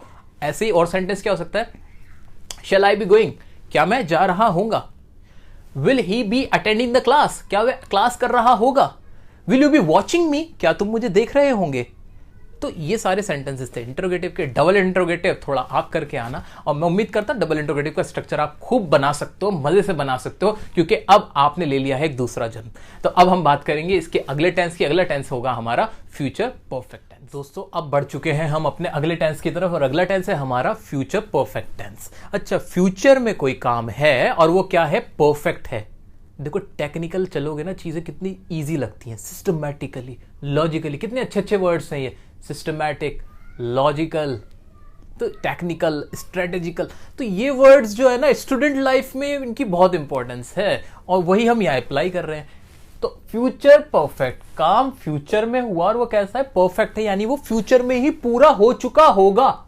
अरे सर ये क्या कह रहे हो, सर सच बताऊं तो इन टेंस का रेलेवेंस बहुत कम है बोलने के पर्सपेक्टिव से, बोलने के पर्सपेक्टिव से ये बहुत कम इस्तेमाल होते हैं। पर्सनली स्पीकिंग, फ्रैंकली स्पीकिंग, मैं भी नहीं करता इनका इस्तेमाल, लेकिन एग्जाम के लिए तैयार होके जाओ, नॉलेज के पर्पज से सब कुछ आना चाहिए। आओ चलो सेंटेंस बनाते हैं। और सेंटेंस क्या होता है, इसमें इस तरह के सेंटेंस होंगे कि मैं वो काम कर चुका होऊंगा, जैसे मैंने आपसे कहा मैं ये वीडियो देखने के बाद टेंस सीख चुका होऊंगा, मैं इंग्लिश बोल चुका होऊंगा, मैं चैनल को सब्सक्राइब कर चुका होऊंगा, मैं वीडियो को लाइक कर चुका होऊंगा, हम वीडियो को शेयर कर चुके होंगे, हम आपसे मिल चुके होंगे।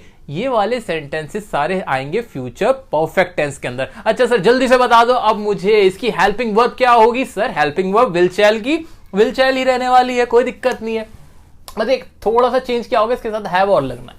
हैव लगेगा परफेक्ट दिखाने के लिए। अच्छा जहां भी कोई टेंस परफेक्ट हो तो क्या लगता है, हाँ लगती है वर्ब की थर्ड फॉर्म, हमें पता है थर्ड फॉर्म लगती है, रूल में भी लिखा है परफेक्ट के साथ थर्ड फॉर्म। चार्ट है, सिंपल बनाओ ना इसको, तो ये हेल्पिंग वर्ब तो वही रहेगी विल शैल। साथ में हैव और लग जाएगा। ठीक है, अब अफर्मेटिव का स्ट्रक्चर देख लिया, सब्जेक्ट से स्टार्ट हुआ, विल और शैल, हेल्पिंग वर्ब आई, हैव आया, मेन वर्ब की थर्ड फॉर्म प्लस ऑब्जेक्ट। अब जल्दी से इनके कुछ एग्जांपल्स लेते हैं और मजेदार से और उनकी हिंदी भी बना लेते हैं। अच्छा चलो, एग्जांपल हो गया, जैसे आप यहां आ चुके होंगे तो क्या हो जाएगा, you will have come here. मैं आपसे मिल चुका होऊंगा, I will have met you. तुम खाना खा चुके होंगे, you will have eaten the food.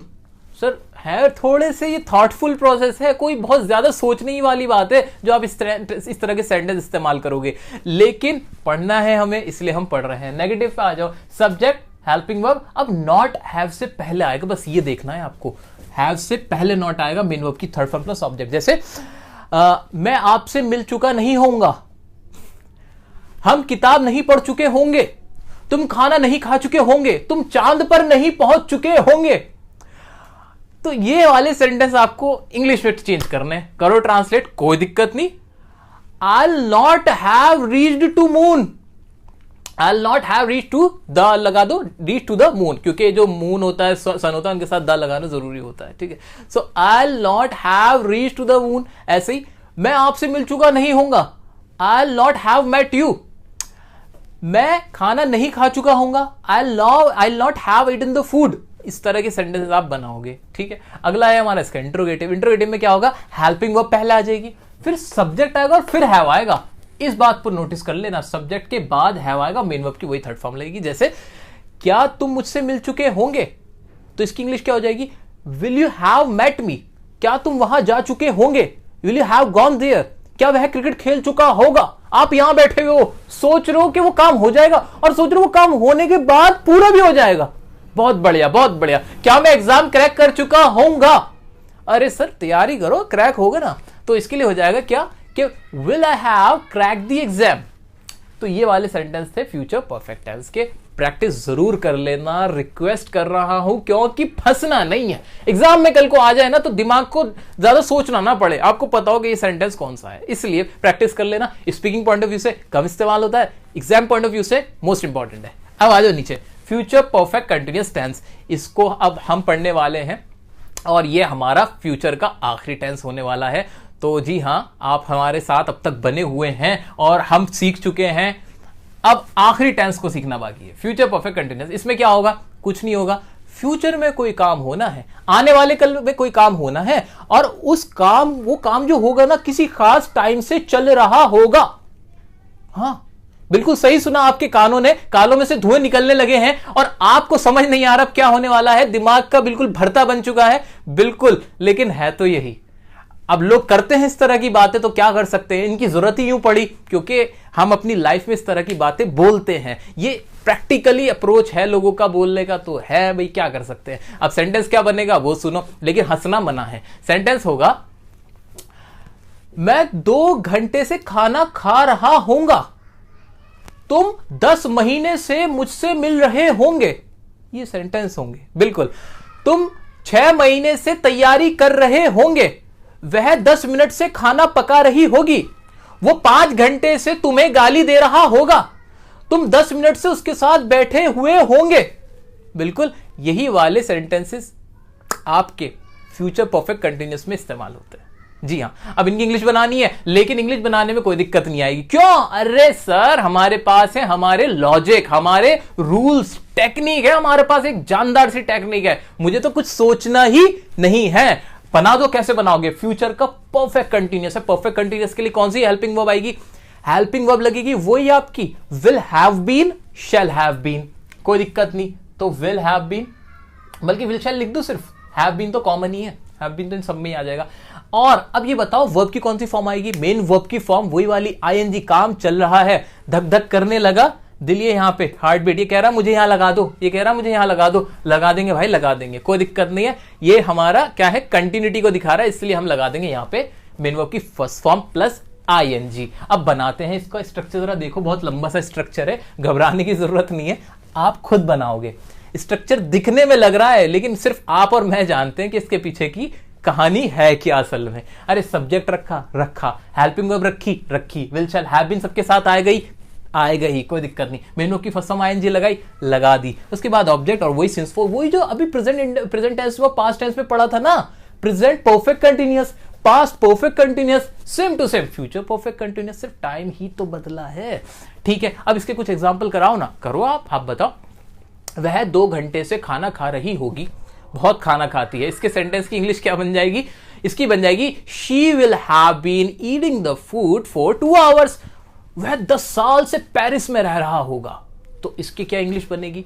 He will have been living in Paris for 10 years. ऐसे ही वह 10 जनवरी से बर्थडे मना रहा होगा, तो इसकी हो जाएगी he will have been celebrating the birthday since 26 January या 10 जनवरी, जो भी तारीख होगी वो आ जाएगी। ठीक है, अच्छा इसके नेगेटिव की तरफ बढ़ते हैं। नेगेटिव में थोड़ा सा ना एक ये चेंज है, इसको देख लेना। क्या कि सब्जेक्ट रखोगे, विल शैल लगा दोगे, अब उसके बीच में नॉट लगाओगे, फिर हैव आएगा, नॉट हैव और फिर बीन, मेन वर्ब की first form plus ING plus object plus since या फोर। तो हल्का सा इसका स्ट्रक्चरल एक चेंज है, वो आपको देखना है, बाकी कुछ इतना खास के अंदर है नहीं। सेंटेंस बन जाएंगे जैसे मैं 2 दिन से आपको नहीं पढ़ा रहा होऊंगा।